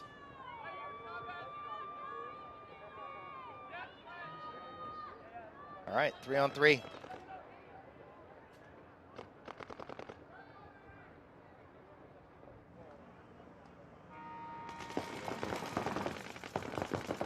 Three on 3 to start. No kills coming off the break. Oh, but Mikalski goes out into a stream. That's Colt Lukow with the kill. Great zone control from Colt. Tough death for Cody Mikalski. Yeah, it seemed like he kind of rushed that move. Hadn't seen that really from him at all. Bumps out to that corner and gets picked by Colt. Now it's going to be Ronnie and Sam. Ronnie and Sam both gunned up, heads up. Colt's going to come creep into the big tower in the center.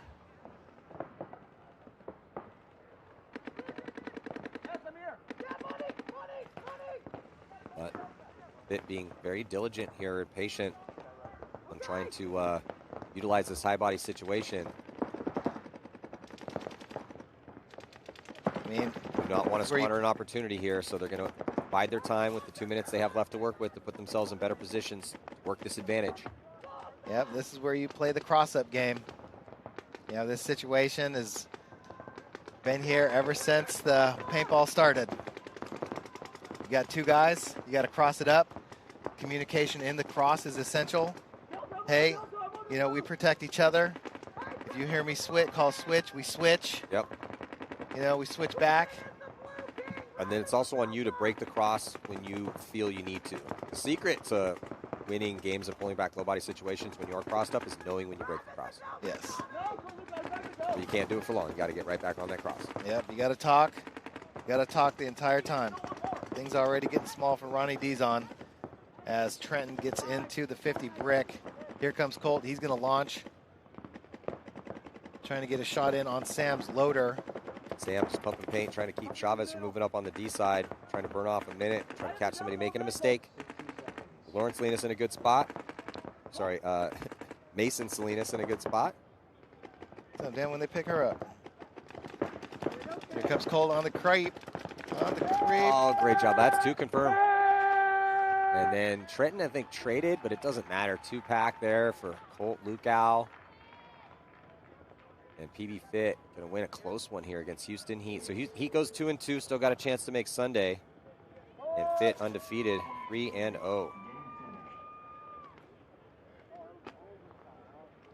The Heat still may sneak in, right? And if you guys are joining us, please head on over to MLPB Plus to watch the rest of the best teams in the world throw down here at the Midwest Open. Third stop on the tour this year here for the NXL, and really appreciate your support. Can't do this without our subscribers. It's the only way it can happen. Try to bring you guys the best paintball broadcast we can. So head on over to MLPB Plus. It's going to be some good battles rest of this morning. We're watching one right now. Well, not so much this one. It's been all Tampa Bay damage, but that last game was good. Distortion still potentially in this tournament. Even if they lose this one, they'll go 2-2. Still an improvement. They're heading the right direction. They're going to send Askren back up into the middle, and it's a 5-on-5 break. Here for Distortion and Damage. Smith to contend with Askren. Mouse outside Snake 2 pretty quick, or outside Snake 1 pretty quick. D Tabor outside wide.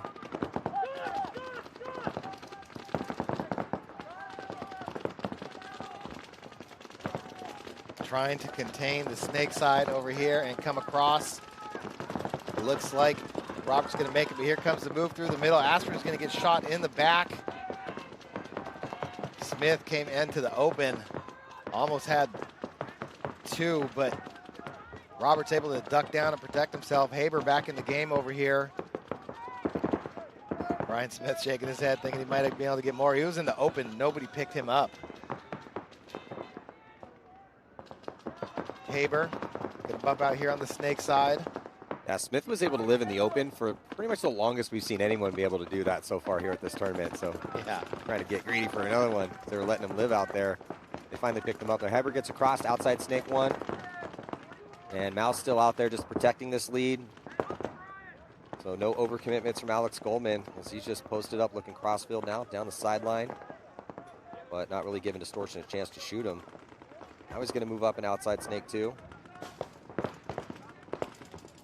Movement on the D side for Distortion as they dive into D3.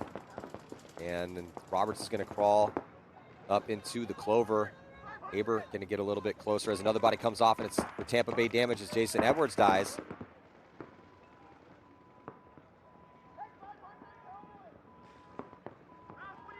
Haber up over the top of the wing looking for bodies. Roberts going to jump into the big brick. Trying to shoot the small brick across the field. They do. But here comes Mouse. Mouse gets one. Keith Brown still alive, fighting out of the tower. Looks towards the Snake side, doesn't realize there's still another body over here. Yeah, still one more. He's going to get shot. Because as soon as Roberts figured out that the coast was clear, ends up getting that kill on Keith, and that's the last one they needed. Make this one a little bit of an issue here. It's going to be under 4 to go, 3:50 on the clock, down by 3. So avoiding the shutout at least. Distortion able to keep bodies alive early and play some offense on the Snake side. Let's check in with Bree. Thank you, Maddie. Here with Jonathan Chavez. Run me through that first point. We saw multiple clips of you picking up paintballs off the ground. What's going through your mind?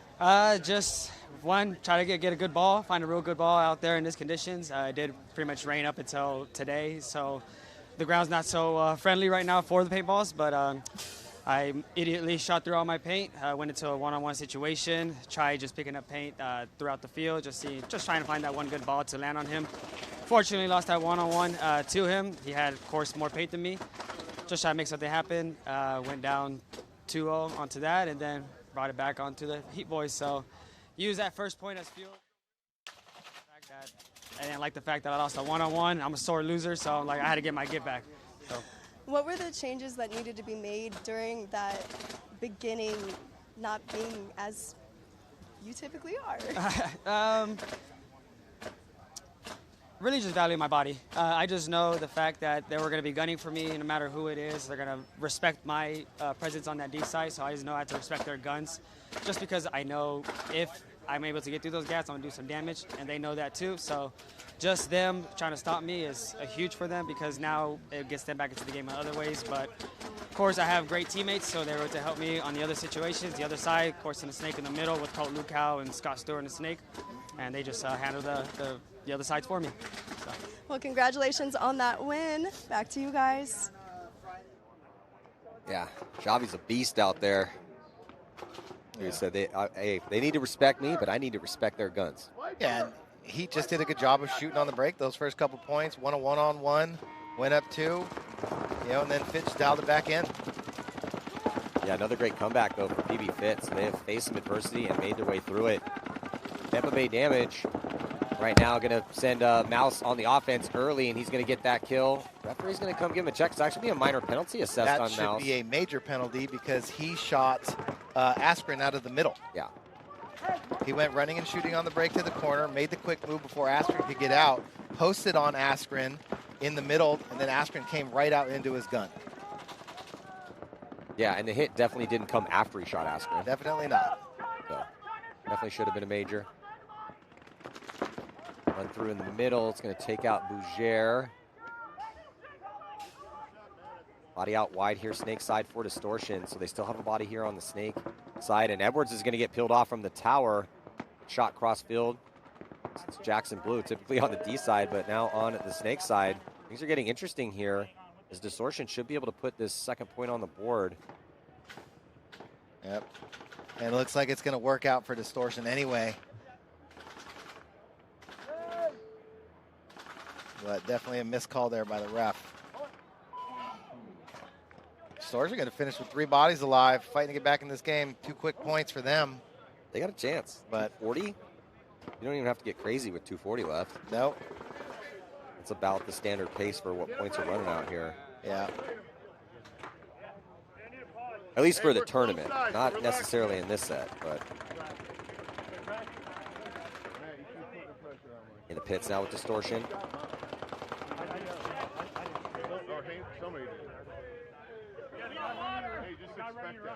Water?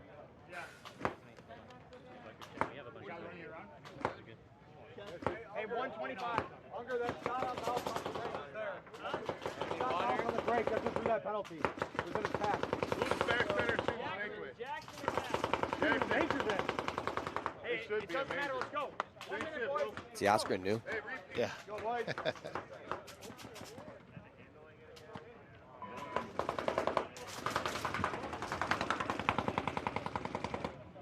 Melt Haber scanning the field right now. Looks like he's going to be taking a seat. So is that Perez? They're going to send Perez in. Roberts, Perez, Unger, Askren, Blue, and Blue. Looks like Keith Brown going to get a spin Snake side with Marcelo. No Mouse on this one. Abuzero, we got attacking up the middle, and Chris Horn going to be over there with Edwards on the D side.